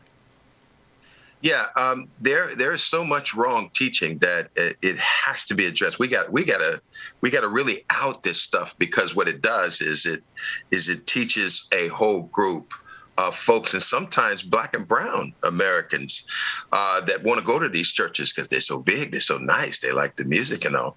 But it teaches them in a way so that they don't know this country's true history. It teaches them a way so that they don't know their role in it. I mean, it's those churches on the right need to park on the very good information from Karl Mack and others and be retaught what the truth really, really is.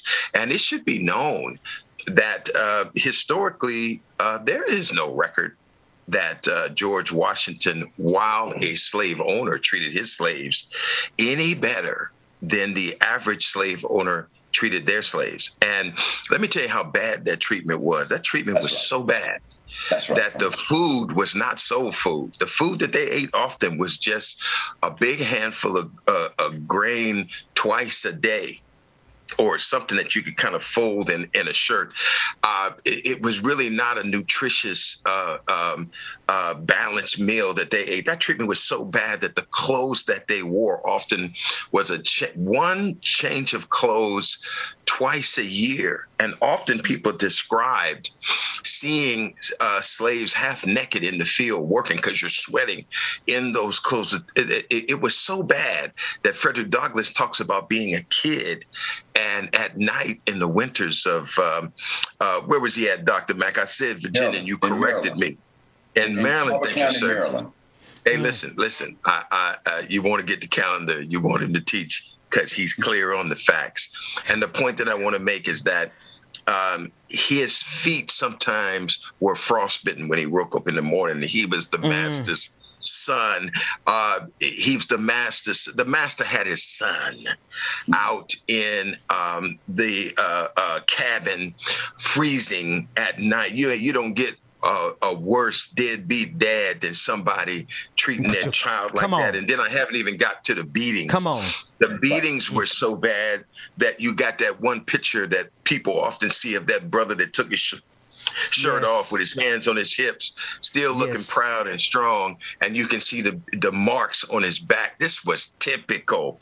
And even women went through things like this. What were they most often beat for? Running away? No. They were most often beat for not getting their work done that day.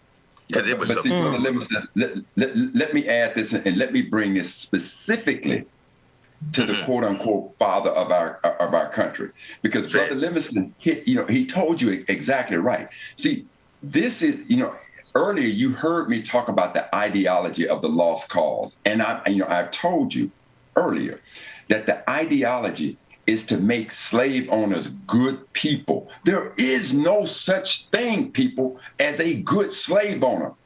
It's not. But now, as it applies specifically to George Washington was indoctrinated with white supremacy from his birth, from the cradle he was taught this, because you have to understand who his father was. See, his father was Augustine Washington. Augustine Washington was a slave owner. And when he died, George Washington was 11 years old. As part of his will, George Washington, here you some slaves. So I'm going to teach you as a child to be a slave owner. Now, as he grew up, Washington not only inherited slaves, but then started purchasing his own. And trust and believe this.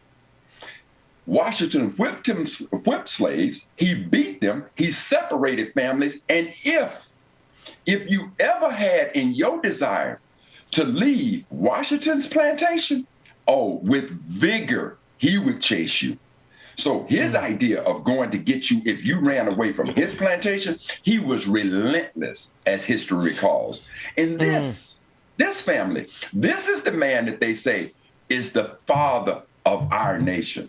Let that resonate with you again. So when you want to talk about truth to power, don't bring this ideology of the lost cause. And so again, now you want to attack critical race theory. See, this level of discussion that we're having about the father of this nation, no, fam, we will absolutely not let you whitewash that. Doc, I want to also throw one other thing. I'm on mountvernon.org. That is the estate of George Washington. And I wanted to make sure that what I read was not what I saw online. I wanted to back it up. So from the very website of George Washington, they make it plain that the teeth that they like to say were wooden for George Washington were actually extracted from slaves. And this is on mountvernon.org. So if we want to talk about the barbarity and say that George Washington was good to his slaves, tell me how good is it for someone to steal your teeth to make them some dentures? And then go ahead, man. I'm sorry. I was going to say, because I wanted to. You brought up critical race theory, and James, yesterday you gave us that outline, which was one of the most thorough outlines, and we thank the individual who put that together. But I want to bring that up in context of this, because if you really like Dr. Livingston, you said it. Dr. Mack, you said it. Critical race theory is the boogeyman right now. But they got something to be afraid of, James, because if the history is told accurately, like we're saying, they need to fear the fact that this country was founded, Dr. Mack, like you said, by a man who was so barbaric that he did all those things, including snatching teeth out of his slaves. That's why they don't want, James, that's why they don't want critical race theory taught.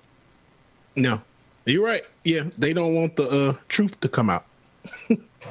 Absolutely. And the bad part about it, we all know the truth. Then they just don't want it to come out. So it's just like, okay, let's go ahead, get it out in the open, and just go ahead, teach this in school, because we need to know the full lesson, not just part of it, not just your history. Let's know the whole history. Right. And so I want to bring this together, and I would love each of you to jump in wherever you feel led, because that's the rub. Dr. Mack and Dr. Livingston and Brother James, I believe that they have us chasing after the wrong thing. They have us trying to say and convince them that critical race theory is not being taught in schools, which is not being taught in grade school. It's a lie. What I think the real argument needs to be, and I would love your insight on this, beginning with you, Dr. Livingston, I think we need to double down on the fact that critical race theory should be taught in schools, because Americans need to know exactly what kind of nation this country was forged out of. Mm-hmm. Yeah, there's no doubt about it. And that kind of truth really in the end only sets us free. But that kind of truth also will cause change. This might sound a little corny, but for me, it's a kind of show, and go thing.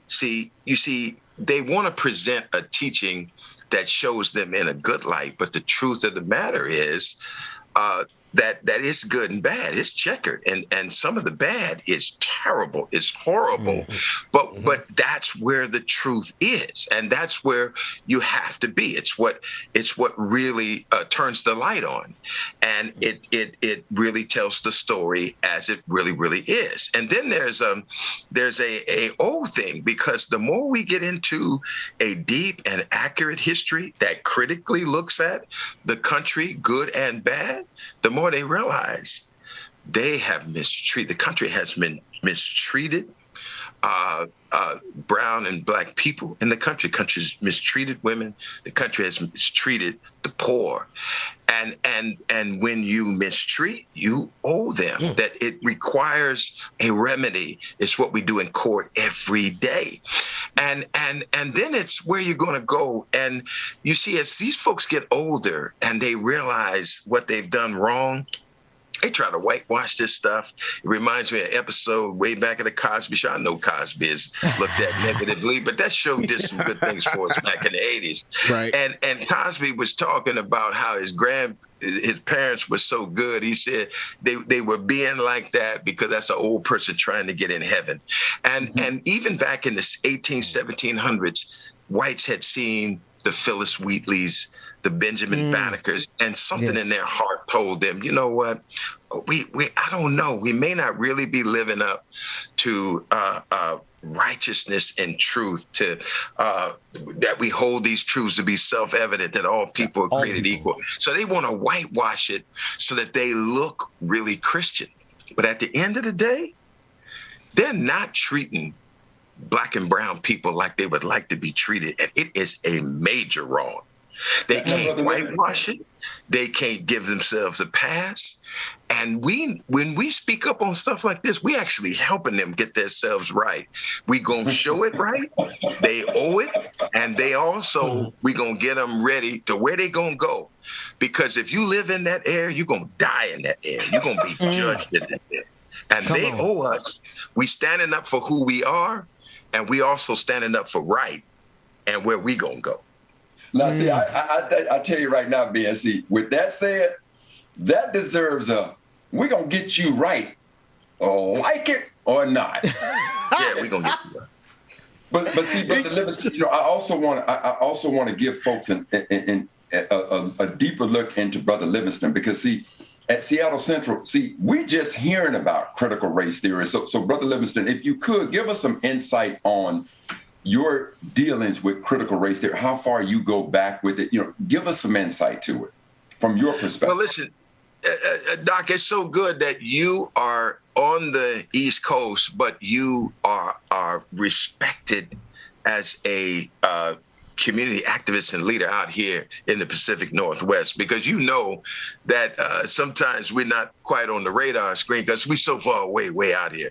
But we've got a school, Seattle Central College, and we've got another school, Evergreen State University, Tacoma branch, that are almost like historically black or historically ethnic minority schools. These schools were founded because people from black and brown communities stood up and said, no, you're going to give us a school that is connected to our community. I'm from and am still at one of those schools.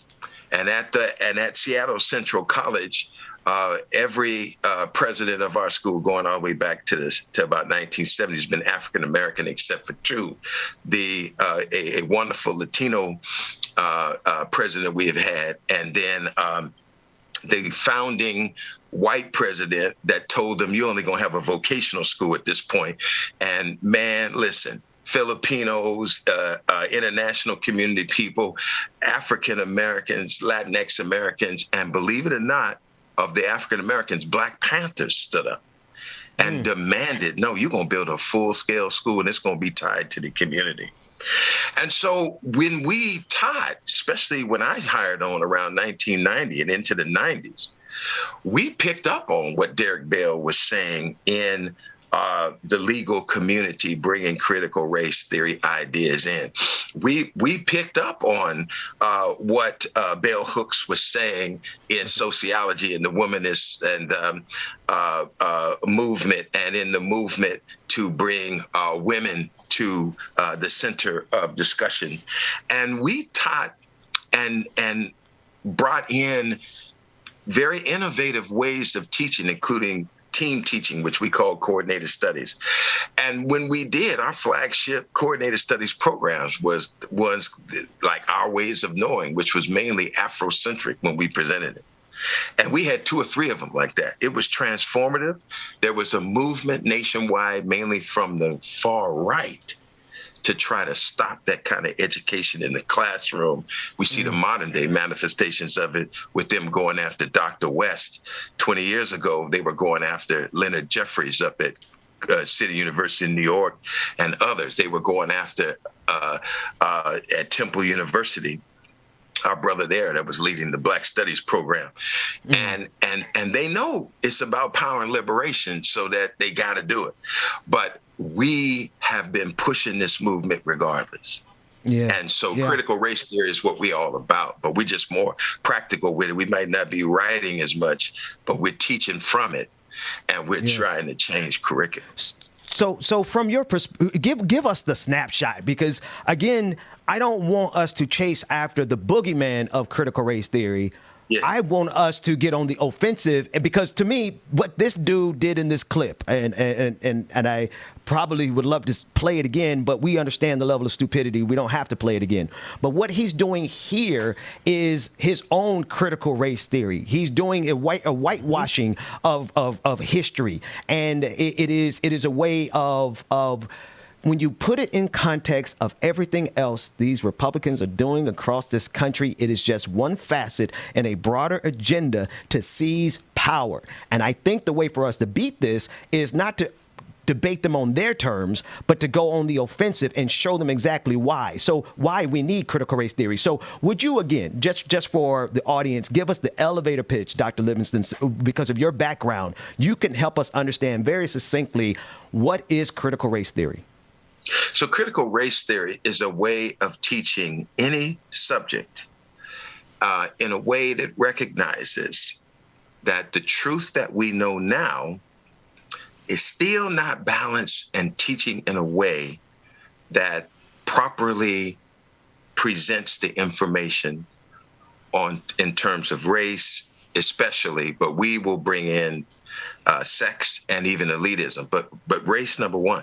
So it means every subject you bring up, you're not done yet until you also look at that subject. Before you go to the next unit, before you go to the next chapter, you look at that subject as well through the eyes of the most respected and scholarly Black and brown people. And that brings a critical lens to everything. And it's fair. It's reasonable. It's not scary. It just means you're trying to teach it as completely as possible, because you're recognizing we still may have 3 or 4 more decades at best before information is presented in a balanced way. So you just always have to bring in that extra lens. Those who are against critical race theory know that there's just a power in bringing that extra set of eyes to any subject. And so they want to keep that subject blind to those eyes. And so Dr. Livingston, and so Ben, let me give you just a perfect example of what Brother Livingston just gave to us, and we just talked about it. So let's take American independence, the American Revolution. When they taught it, it was all white patriots. And what you just heard Brother Livingston said, let's take another look at this. Before we leave the American Revolution, let us take another look at that through the lenses of a Black or brown person. Let's look at that. So now, when I look at the same events that you looked at, case in point, there's a battle that we're all familiar with. You might not know that you know the battle, but when you hear this, don't fire till you see what? The whites of their eyes. Yeah. That's the Battle of Bunker Hill.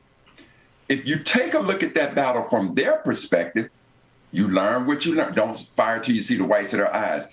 If you take a look at that battle through my Black eyes, not eyes, when you take a look at that battle through my Blackness, now you see Peter Salem, who was a Black man who was cited as a hero because he shot the British commander Pitcairn, who foolishly leaped to the wall.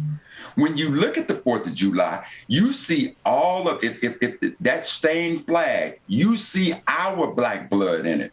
But when you only teach the birth of America through the American Revolution, it makes us as Black folks give up the sacrifices, the ultimate sacrifices that our ancestors made and given birth to this nation. So that is exactly what Brother Livingston is saying. You can teach it from your perspective, but before you leave that subject, you need to bring in from a woman's point of view, from a black and brown person's point of view, from all of these other points of views, so that you can get a holistic view of what happened. That is exactly a quintessential example of it. So thank you so much. Absolutely. Dr. Livingston, first and foremost, it's a pleasure meeting you. This is our first time being able to connect. But the depth of knowledge that you're bringing to this conversation, you know what I find? I find, and we got to go to a break because we're running behind a little bit this morning, but the conversation is so rich. What I have found is that you could grab a black person, generally speaking, you could randomly sample a black person, and they, at an intuitive level, have a good understanding of our position in this society. What I've also found is if you get some preachers, you get some scholars, you get somebody underneath a shade tree, you get the right barber. There is but you get when you came to this conversation this morning, and Dr. Butler, and there's a wealth of knowledge that is stored in black people that is deeply, deeply rooted in the trauma that is in our DNA, literally. There is trauma encoded in our DNA, and I believe that we're pulling from that well. And so I thank you for bringing and pulling from that well this morning as well, and sharing that with us as we get ready to go to break. Could you just tell the audience, because people in the chat room are speaking a lot about your contribution to the conversation. Could you tell the audience how they can follow you, or whether if you're on Twitter or anywhere, if you even want to be, because social media is a tough world. So feel free to not give out any information. Also, Dr. Livingston, last word. Well, first, I got to apologize to the people out there because I'm working right now on a couple of websites, and I'm working also on making some moves to finally get a center up at the school at Seattle Central College that is for the development of Black and brown people. I'm working hard on it. And I'm also trying to help the church that I'm at to get a building. So you're catching me just a little early, but see, my doc, Carl Mack, who we respect so much out here, black media, and those that really matter, those are on the ground. See, he knows me, and he's like, no, if you ready to speak, I know you, and I know your body of work. Listen, y'all, I'm not much online. I've got a Instagram, and that's Carl Livingston. And I am working to launch it right. And because I want people to follow me.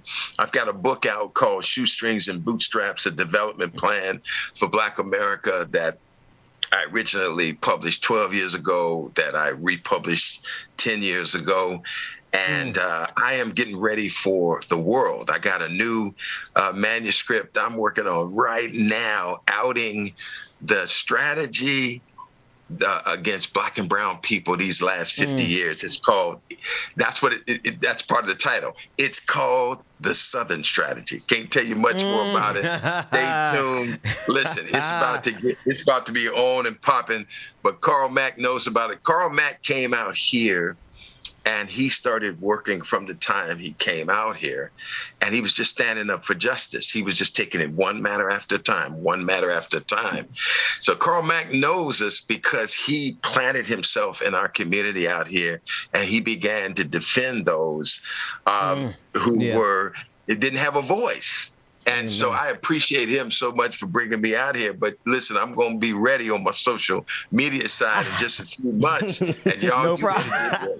Because I'm talking about tidal wave, because we're going to bring a renaissance to our community. I'm excited about it. No, I believe in that renaissance at a very deep level. You said it. There's a renaissance coming from the brilliance that is inside and encoded in blackness. Dr. Livingston, can we have you back to discuss that book when it's ready, when it's out? Can we give you back on the show? I would be so honored to come. God bless you, man. We really appreciate you. We're going to go to a quick break. When we come back, I got to talk about what's happening in Texas with the Democrats who have fled the state.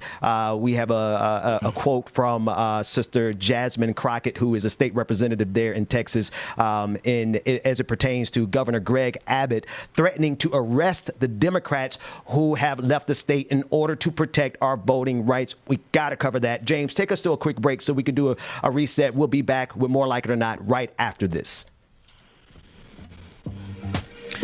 Dr. Livingston, thank you so much for joining us today. We greatly appreciate you and your knowledge, man. My gosh, today. We greatly appreciate you. Can't wait to have you back on and can't wait for your book to come out. Good morning again, everyone, and thank you for tuning in. Make sure that you hit that like button wherever you are. And y'all, don't worry, Ben doesn't beat me and he doesn't make me not sing. Okay? We love Ben to death.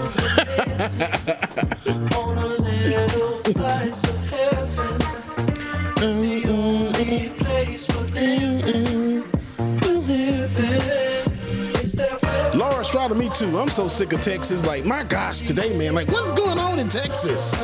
It's always something. It's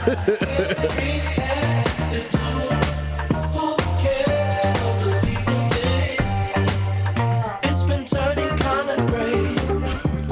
Southern California. Michael 147, I like that. Uneasy, good morning. DB404, B, good morning, B. Alicia, good morning. Good morning, Alicia. How you doing? Tyler, what's going on, Tyler? Socialize.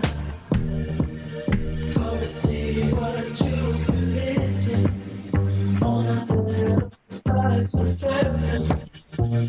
Yes, I'm about to say, I think I sent it. I forgot to post it. Okay, cool.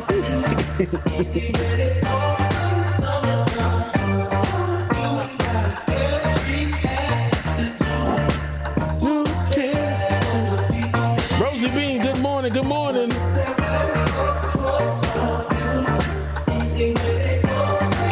Tiger, yes, sir. Most definitely, sir. Most definitely.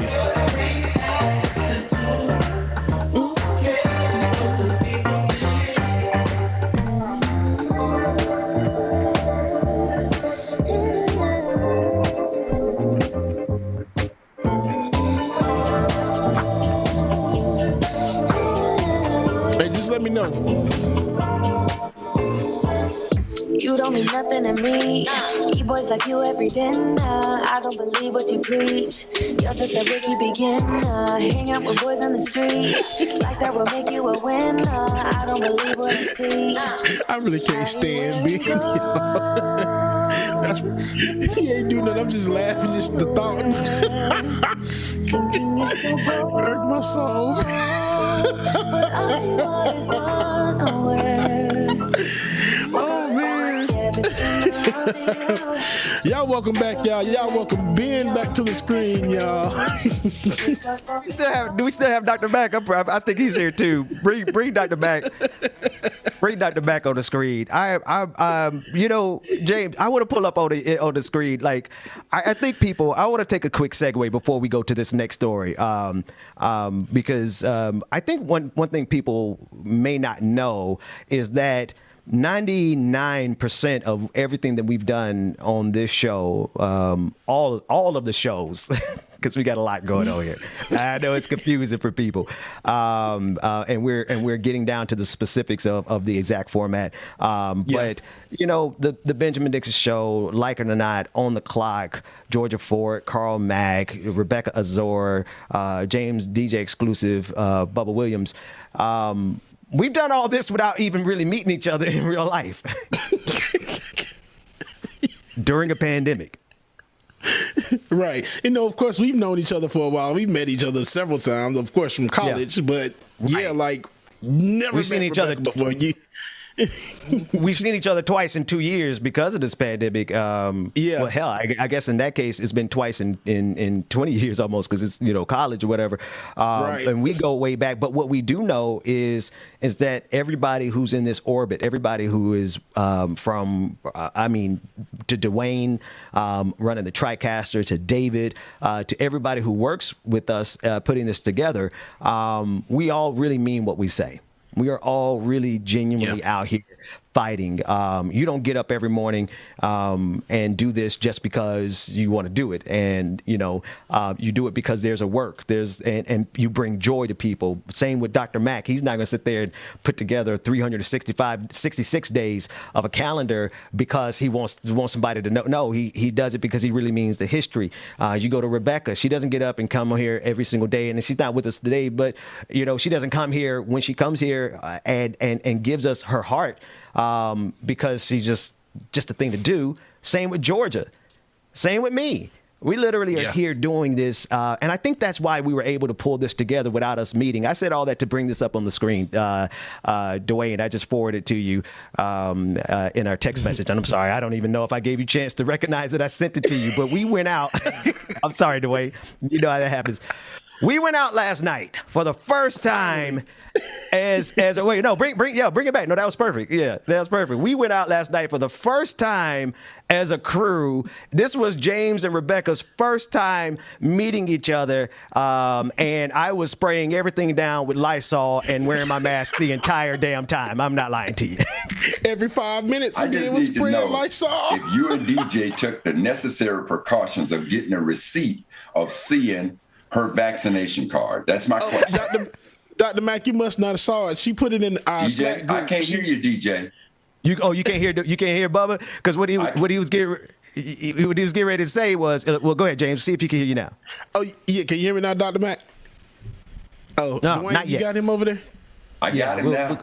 Oh, there he is, my man. There we go. Yeah, Rebecca posted a card in our groups yesterday. The Slack group that we're all in.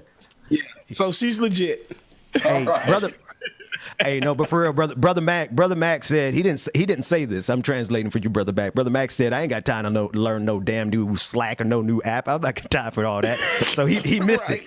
He missed it because we put it on Slack. We got a text message to brother but she did. Yeah. Dr. Mac, I'm with you.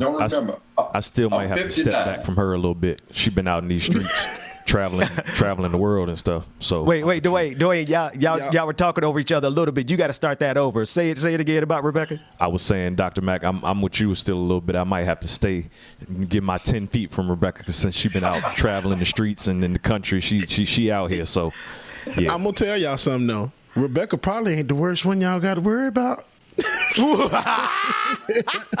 Y'all forget James. DJ too. So when I tell you I've been to all kind of parties and events behind plexiglass, no plexiglass, but always with a mask on though. But my God today, but I have not. But you are vaccinated.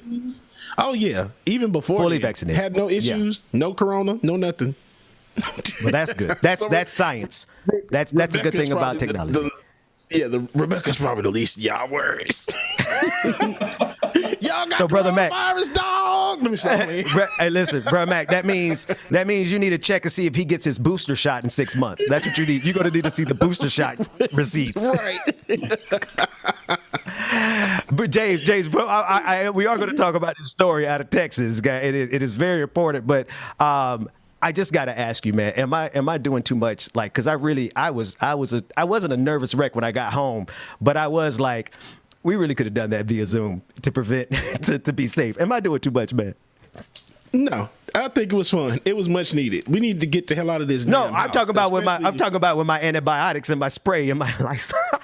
Oh, hey man, you got to do what you got to do at works for you. Cause like I told you last night, man, I'm like, if we were inside, I wasn't gonna be in there. I hear that. I'm gonna be outside. Yeah. Oh, that's the thing. Pull up the picture one more time. We're gonna move on. Y'all notice.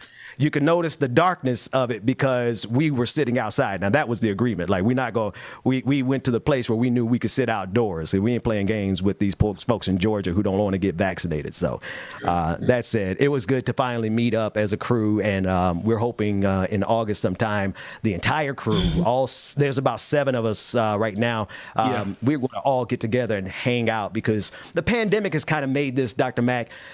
I don't know how it has affected you, but the pandemic for me has created this barrier of reality where I feel like, we do this every morning. You and I talk hours on end. Me and James, we talk hours on end. Rebecca, we talk, we connect. Yeah. But it's just like without seeing each other in person, it doesn't, for me, feel quite real yet. What about you?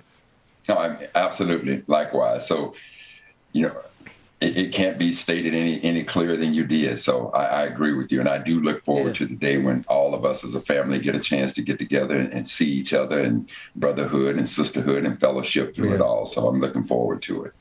Absolutely. I want to jump to this story from Texas because it's critical that we cover this.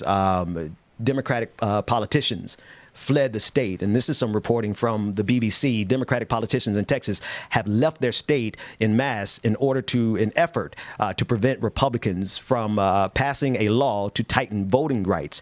Again, from the BBC, the move will temporarily paralyze the state's House of Representatives, which requires at least 2/3 of the 150 members be present. And that's in order for them to get a quorum. The Democrats left the state. And I have a couple of clips that I want us to look at because I want us to understand exactly the nature of what's going on. Texas is adamant. They are committed, 100% so. These are images of the Democrats leaving the state. And they're having to do so because Republicans are 100% committed to pushing back on the voting rights of particularly black people. Let's just get real specific. They will generally like to infringe on the voting rights of all Americans who won't vote Republican, but they know they can throw a big wide net and hit black people specifically. And this is what's happening across the country with hundreds of pieces of legislation being signed into law, being introduced in the state houses across this country, but then also some being signed into law. We've seen it in the state of Georgia. The solution for the Democrats in the state of Texas was for them to flee the state. Now, previously, when we covered this story, the Democrats in Texas just simply left the legislative session, preventing Republicans from being able to get quorum on their ability to move forward on this legislation. As a result, Governor Greg Abbott called a special session, and this is a special session that they are in. And in response to that special session that was called, all for the purposes, I got to emphasize this, y'all, all for the purposes of infringing on our right to vote. In response to that, Texas Democrats left the state and went to Washington, D.C. in order to speak with Kamala Harris and Joe Biden and with Democratic leaders about how we protect the right to vote in this country. Here's the first clip that I want us to take a look at. And this is from Texas spokesperson in this particular video is a Texas representative by the name of Chris Turner. He's a state representative for District 101. And he's explaining why Democrats left the city or left the state, the entire state, in order to prevent this legislation, this voter suppression legislation from passing. Let's take a look at the clip. Special session, which will end on August the 7th. And we will stay out until then in order to do that.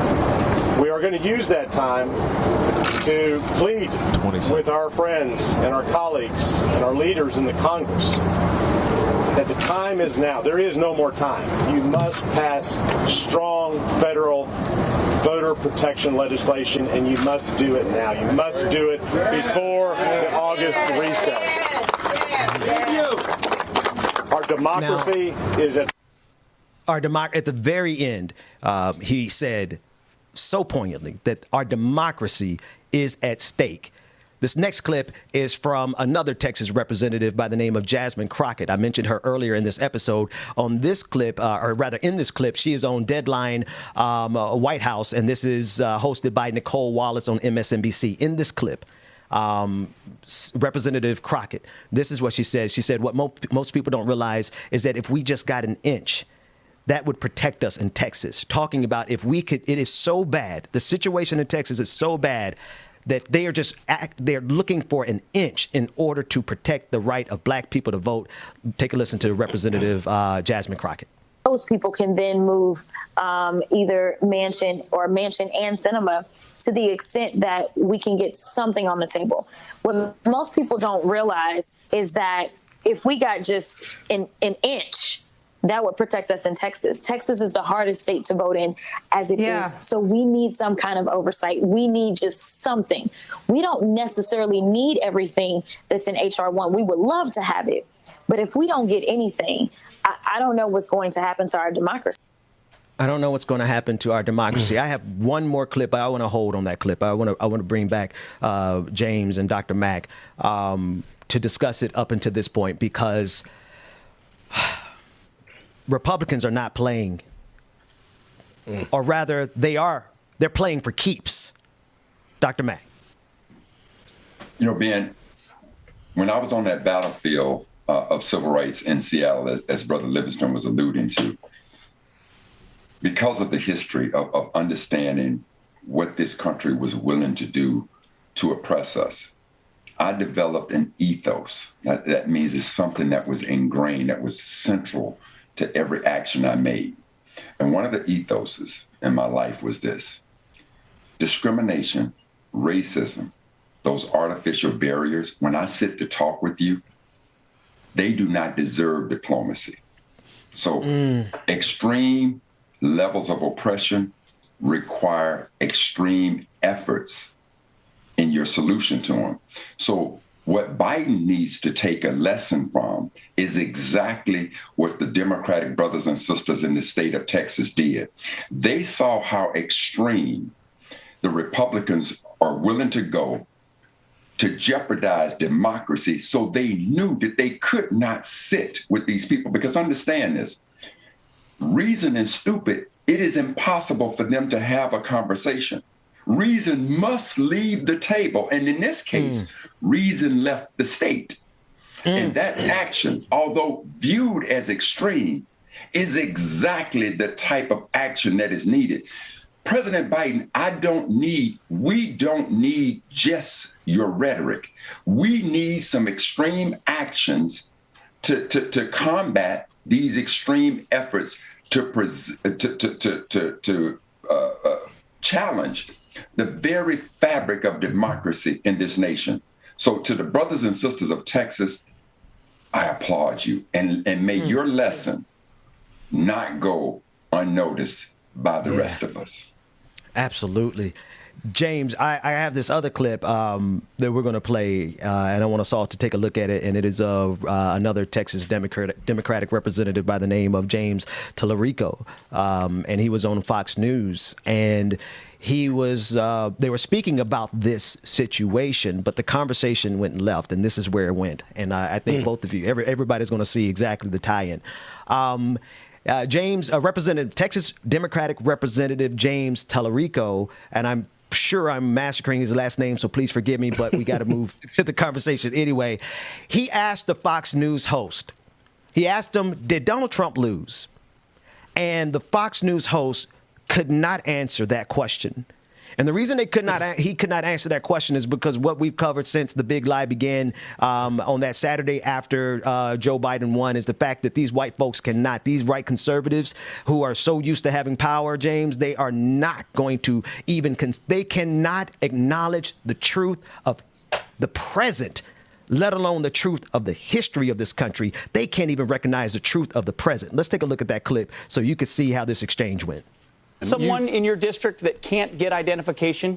You have made a lot of money personally, and you've enriched a lot of corporations with advertising by getting on here and spewing lies and conspiracy theories to folks who trust you. And so what I'm asking you to do is to tell your voters right now that Donald Trump lost the election in 2020. At least you've resolved the lie that is Democrats are now for voter ID. It's not your show, sir, but at least you resolved the idea that Democrats are not for voter ID. Did Donald Trump lose the election in 2020? Real quick. Can you answer the question? Did Donald Trump lose the election in 2020? I'm answering questions. Don't really feel any obligation to answer anything. An uncomfortable question for you? No, it's See, this is Pete, the reason my question is why are you in Washington, D.C. and not in...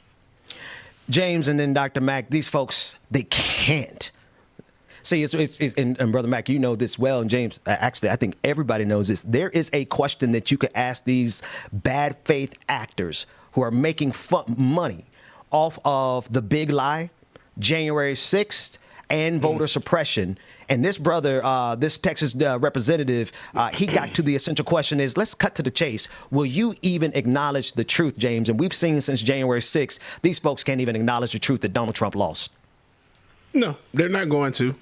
They're still in that delusional world like Janet Holmes is in the chat. Shout out to Janet Holmes in the chat really quickly. I'm sorry. If you could, Chuck Diesel, escort Janet Holmes out of here because we won't spew any spam, hate, or any of that in this chat room. And we're trying to deliver a message.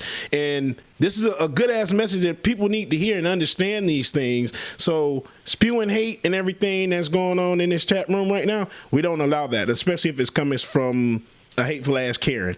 So anywho, but yeah, these people are delusional and they just don't understand. They don't get it. And I don't think they're ever going to admit that Trump lost until he's back in office again, which is never going to freaking happen.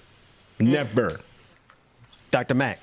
You know, but understand this, the sister who's spewing the hate, there's a reason why she's doing that. Because see, like it or not, the Ben Dixon show is striking a nerve. See, if you ain't doing nothing, if you're in a position of leadership within a community and you ain't doing nothing, nobody cares about it. But when you're effective, oh, they going to come after you. Trust and believe, and I know that personally. And so again, it's not that they could not answer the question. They would not answer the question. And so it is simple as this. If you ask the question, did Donald Trump lose the election? And let's go down the path that they decided to answer it, and they said, no, he did not. I'm asking for one thing and one thing only. Show me the receipts. Show me the mass voter fraud that occurred that caused him to lose the election. So let's assume he lost the election by 10 million votes. Show me 20 million, or show me those 10 million ballots that were cast that were illegal. Just simply show them to me. Just show us the receipts. They will not do it because they can't do it. It's not that they could not answer the question. They will not answer the question because if you come right back and ask for those receipts, they cannot produce those receipts. So they rely on the ignorance. They rely on this internal self-hatred of trying to live up to a more perfect union. So for Karen in the chat box, baby girl, trust and believe. If it were my chat box, you could stay all you want because trust and believe, I'm going to give you more than enough to hate, like it or not. Like it or not. Yes. Yeah. And let me say this. It's almost like, because whenever the reporters or anyone from Trump's party or associated with Trump, whenever someone is asked that, they ask that question, it's almost like they go just blank. Like, did he pay y'all to respond like this? I really don't understand it. It's just so confusing that it can't be this many delusional. Never mind, answer my own question. I take that. It is this many delusional people. It really is. But again, DJ, internal to him, the idea of living up to the document that they say they give so much respect to. That Constitution and that preamble, when it says to form this more perfect union, that ain't what they want. They want a perfect union that is perfectly white and authoritarian and plays to them and oppresses another group. So just like when we spoke about the father of this country, just imagine now that history clearly shows you that he was born under the doctrine of white supremacy. His father was a slave owner. When he was 11 years old, his father gifted him in enslaved people. From there, he began to acquire his own. And then when you want to paint this picture of him being benevolent, no. Because see, now you want to go to his will. Check this out. Don't tell me in your will it is your wish to see these unhappy people freed. No, when you were alive, if you truly believed that, you would have freed them then while you were alive. But you didn't do that. So again, when they want to talk about, but then how could you call this man the father of the country and then expose this evil against humanity based on a country whose theory is one of democracy for the people, by the people. And now you want to talk about a man who actually enslaved another member of the human race And this is the man that you want to prop up as the, quote, father of the country? Oh, come on. It's just too much to bear. It's too much to bear. But but trust and believe, fam, we, through our scholarship, we're not going to let that narrative take place. So, amen. We just have to continue and stay vigilant about it. Yeah. Absolutely. Let's push a little further because we have a little time. I was going to go to the after party, but one of the things we wanted to talk about in the future as we continue to navigate this entire space, this Benjamin Dixon show, on the clock, like it or not, space.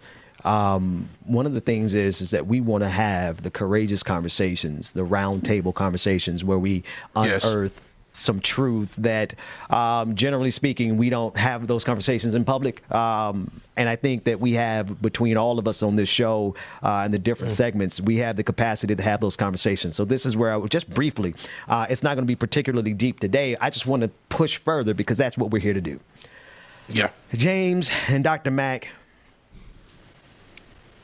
they know this. Republicans, conservatives, Democrats, liberals, particularly white, they know these things. And they forever have us chasing out of necessity. We can't ignore these issues. We got to address them as they pop up. But critical race theory is nothing more than a boogeyman that is controlling the narrative. And I feel like they know exactly what they're doing because they understand the narrative that is at the core of black people in this country. I think we are dealing with people malicious enough to understand that if they don't keep us oppressed, black people by right, because we built this nation. Case in point, Dr. Mack, and then I'm going to throw it to you. You talk about that Constitution, the preamble to the Constitution. You know, black folks did everything y'all said we should do. We done it. We were even indoctrinated, propagandized. We, the people of the United States, in order to form a more perfect union, to establish justice and to secure domestic tranquility, to provide for the common defense and to promote the general welfare and to secure the blessings of liberty for ourselves and our posterity, do ordain and establish this Constitution for the United States of America. We've all been propagandized, and they know if black people get free, they got a problem on their hands, Dr. Mack. Well, listen, and, I'm going to give you pushback on this. We didn't do everything that they told us to do. See, the ideology that is wrapped up in those precious words that you wrote, I don't care where you are, what group of people you are. If you have that as an ideology, it is a wonderful, beautiful ideology, which is why our great ancestors, Barbara Jordan, King, Douglas, and so many others, this is why we believed in this. We believed in this ideology. It is a beautiful ideology. I don't care who wrote it. The ideology, if this came strictly from black folks, it is a beautiful ideology. And that is what we did. We did all of those things in that ideology, and we must continue to do those things. And so this is why, for us to understand our experience in this country, again, I'll go back and I'll tell you again, you've heard me again and again talk about how history is taught today through this ideology of the lost cause. People, please go back and just do your scholarship and just read what that ideology says. And then juxtapose what you've learned about it to what you yourself experienced when you were a child sitting in history class, learning the version of history from their perspective. And now that you want to bring in our perspective, they find that problematic. Well, they should, because as Frederick says, power is never conceded. It must be taken in a struggle. And this is an ever-going struggle that we as a people of color, of conscience, must continue to scratch the moral consciousness of this country and forever be a part of, never giving up, never taking our foot off the gas, and challenging it every time it rears its ugly head. We forever challenge it and be unapologetic about it, which again, Ben, we came on and we started talking about the actions of the Democrats in Texas. I love the audacity of power in which they demonstrated that if you want to be so evil as to attack the sacredness of democracy, we will use at our disposal every level, every mechanism that is a part of what we can do, up to and including leaving this state. So because we understand the rules of the game. You can't do nothing without a quorum. So guess what? When you look at that as being extreme, it pales in comparison of being an extreme when you now take what you're doing and jeopardizing the democracy of this country, the very foundations on which this country said that it believed. And James, they are doing it all for the sake of power, first and foremost, because they understand that who controls the history. He who controls the narrative and controls the history controls the power, both economic and political. So they're doing it for that specific reason, but they're also doing it because they fear the narrative being told by the people. White supremacy in this country, fears the narrative being told by the oppressed. And I want to tap into something that Dr. Mack said and ask you, James, because I know at what point I started to learn my history. And it wasn't in these schools. And it did something to me to realize that I suffered through all of this education system to learn their history. I suffered through it, and all the while, the history I was craving in my soul was the history of my people. Right. That's absolutely right. And you know, I didn't start learning more about our history until college, where they taught us an African American history class that we had to take, and I think that's when I started learning the most. So this is at 19, 20 years old. I'm learning so much more than what I was originally taught in grade school, from K through 12. Taught none of this. We knew about some of the slaves. We were taught a few things, but of course it was just enough in that curriculum for us to move forward. It was nothing significant. Nothing at all. Nothing as significant as when we came up through college and we got that information. It's like, okay, now I need to seek out more and started seeing more documentaries, reading more books, and just seeing a lot of the stuff that was done. Devastating. It's heartbreaking to see and hear the things that our ancestors went through as slaves. And then to know that we were brought over here not on our free will. Y'all took us. Y'all took us and brought us here. We ain't want to be in this effed up behind country. Okay. And honestly, this country already belonged to someone else. How y'all gonna come and claim somebody else's? You know what? It's a whole nother topic for a whole nother day. Yeah. Okay. But DJ, let me say this. When you think about it, understand this. He who controls the mind controls the behind. That's why the teachings have been the way they are. If I can control your thinking, I got your body. And that is what we must do. We have to put the scholarship into it. We can't simply say, just like now, we want to push that, this is so important for our children. Whenever people see my body of work around African-American history, Black history, first thing they say is, this would be so good for our children. No, our children are watching what we do. If we as adults don't embrace and understand and give scholarship to our experience in this country, study Black history, how do you expect our children to want to do that?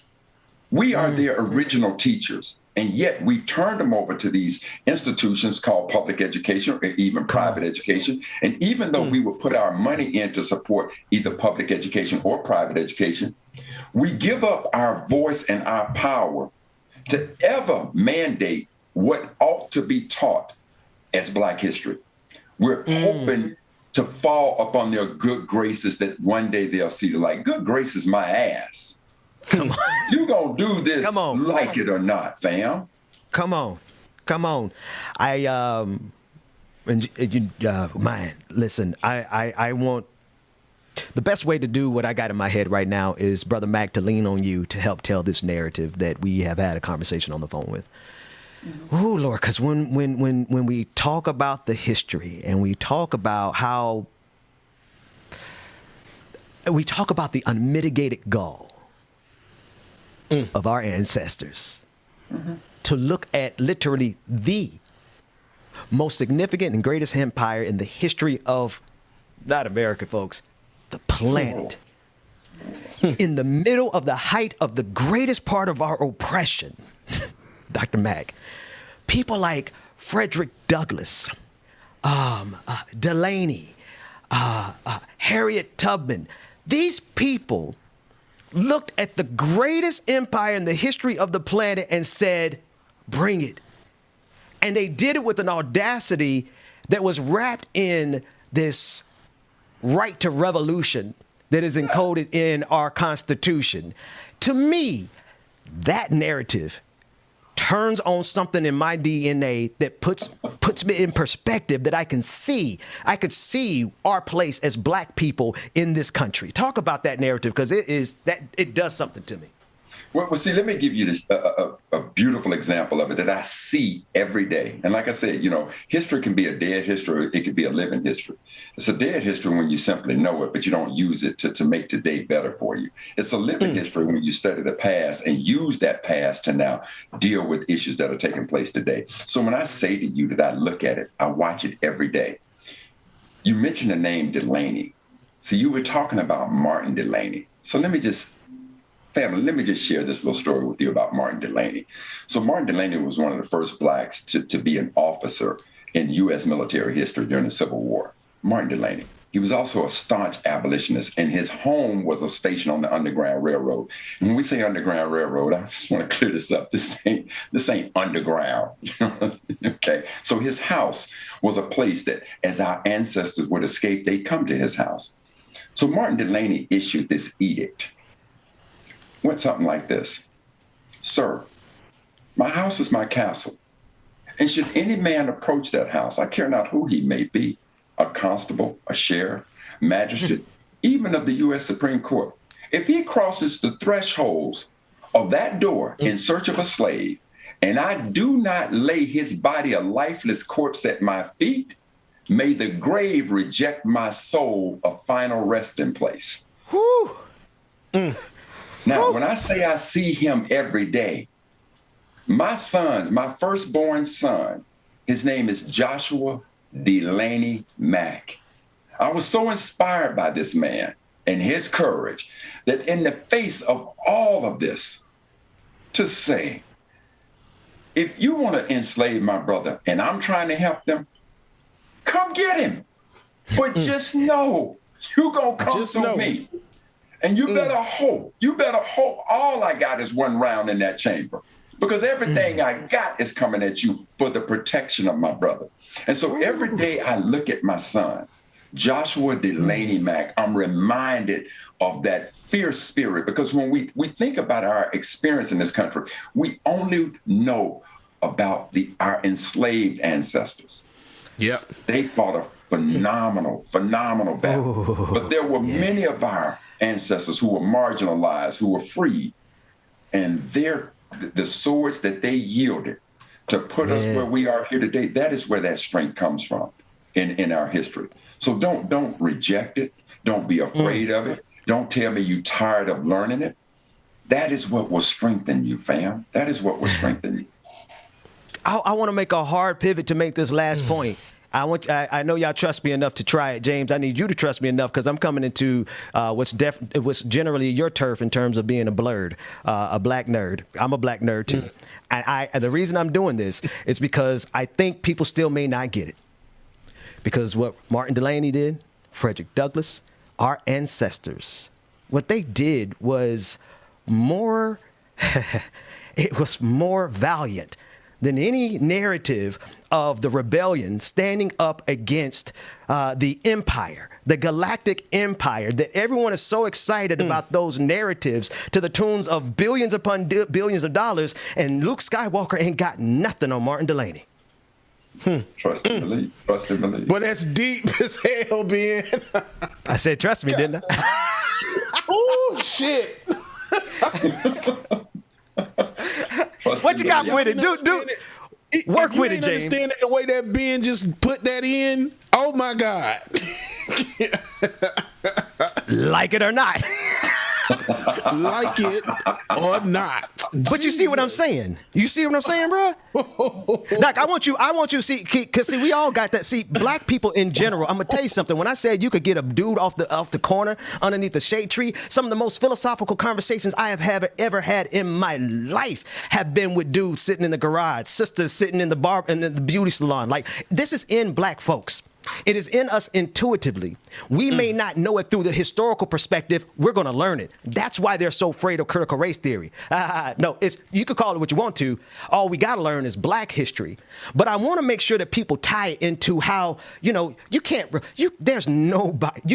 romanticize courage greater than people in real life looking at the greatest empire in the galaxy, as far as we know, and saying, we're not afraid of you, and we'll stand and look you in the face and stare you down. And even if it costs us our life, we're going to go down with that fight. I think people need to understand it from a narrative perspective, James. But see, Brother Dixon, let me give you this as an example.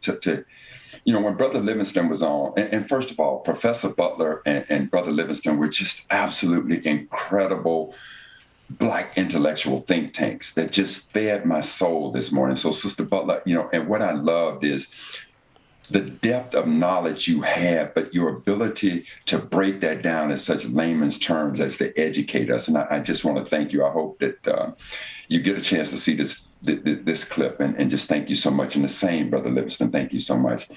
And Brother Livingston talked about the evils of our experience. And I just want to give you this story. It is real world. Most of us remember the movie Beloved that was based on the book by our great sister scholar, Toni Morrison, the book Beloved. In that movie and in that book, there was a scene of a woman who, her and her family and her children tried to escape. And when they tried to escape, based on the fugitive slave law, the slave catchers and the slave patrol are coming in and they're about to capture her and her family and her children. And the woman, versus allowing her children to go back into the evils of this institution that America created. And we were not slaves, we were enslaved. She decided, I would rather kill my children. When you looked at the movie Beloved, you looked at that as a very powerful, fictional scene. The fact of the matter is that Toni Morrison took that scene from the movie, from history of a sister named Margaret Garner. And I would invite all of you to simply look up Margaret Garner. She was enslaved in Kentucky, and she and her family escaped to Ohio. And they were in Ohio, and they were in this cabin. And inside this cabin, they can hear the U.S. Marshals and the slave patrols coming in because of the fugitive slave law of 1850, you can now go back and try to find, even if you escaped into a free territory, which Ohio was, they can capture you and return you into slavery. And in truth, this sister Margaret Garner, as those U.S. Marshals and slave patrolmen broke into that cabin and were about to take her children, she took a knife to take the life of her children because she would rather have seen them die than to go back into this barbaric institution. If you study the Middle Passage and you think about being in the hull of that ship, and when mothers, they would finally let some of our ancestors come up for air, and mothers would be clenching their children and just simply walk off the ship into the ocean. And they said that there was so much blood and death on that Middle Passage that sharks would pick up the scent of a slave ship and follow it the whole way, knowing that they were going to eat. This is how evil that institution was, how dark those times were. And yet, through all of that darkness, our ancestors put us from then, they put us to where we are today. That is a living history that inspires me, that motivates me, that makes me come to the ethos that I will not sit at a table and try to be intellectual and diplomatic with you when you are trampling on my rights that you've been doing for so long. You deserve no diplomacy with me. None, zero. And for any folks who says, oh, he's an emotional, he's an angry black man, you damn right I'm angry. And come on, man. Right. You want to protect them, I'll whoop your ass in the midst of it. Crack you to the white meat. Come on, bro. The idea The idea that today we want to, quote, play fair while you continuously trample on rights. See, our ancestors gave us this platform. This, you know, Brother Dixon, you keep saying what they're afraid of. Today is what they're afraid. They're afraid of the Benjamin Dixon show. They're afraid of Brother DJ. They're afraid of Sister Fort. They're afraid of Sister Rebecca. They're afraid of this type of intellectual brain power, making that history a living history on how we can use that to manifest this courage and strength. And we don't get tied up into where we're still not treated equal. Fool, you will never be treated equal. You must always be in the struggle. And if that ain't what you built for, take a seat on the sideline. I ain't gonna hurt you, but just stay the fuck out of my way. Hey, and you know what? I'm laughing, but that's exactly right. Exactly. I want to close with this, James, and I want to close this, and James, I'm going to toss it to you to give the folks some music. We at the 10:30 hour. Thank you all for hanging out with us this long. It has been a robust day. I want to close with this. Brother Mac, that story of the Middle Passage and the families that threw their selves, their bodies, and their children overboard in order to free them from that carnage and that barbarity. It resonates in my heart, but also I'm thinking about my ancestors, because clearly my ancestors didn't jump off the ship. And I'm thinking about the fact that somebody related to me sat in the bowels, somebody that got my DNA, sat in the bowels of these ships. And while others decided we got to get out of this, I would prefer death over this. Every one of our ancestors, the descendants of enslaved people, our ancestors said, I got to survive. And that willingness to survive and then turn that survival into a fight, because they didn't just survive, they fought. And I believe, Brother Mac and Brother James, this is what they fear. They fear what you're saying, Dr. Mac, that there is a narrative that white supremacy has put black folks through in this country, that 100% has traumatized our bodies so much that it is literally a science that the trauma is encoded in our DNA. And as we tell the accurate history of what happened to our ancestors, but how our ancestors fought back. Yes. How valiantly they fought back. How they used the Constitution to fight back. How they used their lives to fight back. How they stood in the face of the greatest empire in the history of this planet and said, we don't care who you think you are. We are humans. And it's that narrative. They messed around and gave us something that I call the narrative of the oppressed. They messed around and oppressed us. Because I'm going to leave you with this, not to make this religious, but there is a scripture. They messed around and they said the more that they oppressed the children of Israel in Egypt, the more they grew. The more they oppressed black people, the more we dug our feet in and said, we shall overcome. Brother Mac, it's the history. And Brother Dixon, I want to say this. On top of what they fear the most by us understanding our history, I get that. That's B. But the A is how much strength, resilience, and hope understanding that history is now inside of us. That is the A. That's number one. That's some power. That is the power, Brother Mac. I'm not worried about their fear. I get their fear. Yeah. But it is that hope, strength, ingenuity, creativity. And again, I keep going back to what Georgia said. We're the most bounce back people ever. That rubber band is in us. That's where the real strength is. That's it. And so that's why we want this history told. That's why we need these narratives. That's why we need critical race theory. That's why we need 366 days of black history. Hey, Google, what happened today in black history? I can tell you what happened today. It was on this day that the first black man to ever play in the Masters, Lee Elder, took over the joint. He was born on this day. He was born on this day. This wasn't the day he played in the Masters, but it was on this day in 1934. And because I'm only 10 miles away, the brother was born in your nation's capital in Washington, D.C., the great Lee Elder. That's what's up. It is 10:33. We are out of here, folks. We'll be back tomorrow. Yes. Benjamin Dixon Show on the clock, like it or not. Dr. Carl Mack, thank you so much, man. You come in and you just bring perspective and you sit this entire time. James, you come in and you bring joy and you bring perspective and you sit through this the entire time. Rebecca, feel better. Georgia Fort, thank you so much for everything that you do. Anthony Galloway, thank you. Dr. Butler, thank you. Gosh. Dr. Livingston, oh my goodness, thank you. Did I miss anybody? Because if I did, Brother Dwayne. Brother Dwayne. Yes. This has been an amazing show. We will see everyone tomorrow. DJ Exclusive, it's in your hands. Oh, and I forgot, y'all, I'm not here tomorrow, but I will be back Friday. I'm traveling tomorrow out of town to DJ for a wedding, but, I'll be back. I'll make sure I grace the screen with my presence on Friday in another state. So we'll see how that goes. Dr. Mack, I told you you're going to have to check that man booster shot in about 6 months.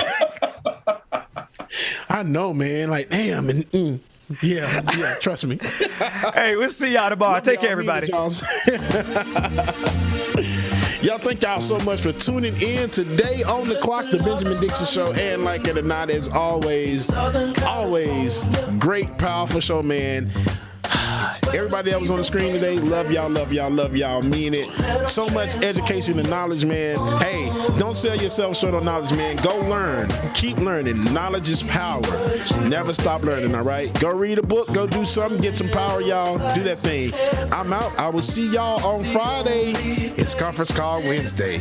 Boo. Love y'all, mean it, man. Patreon.com/like it or not. Deuces.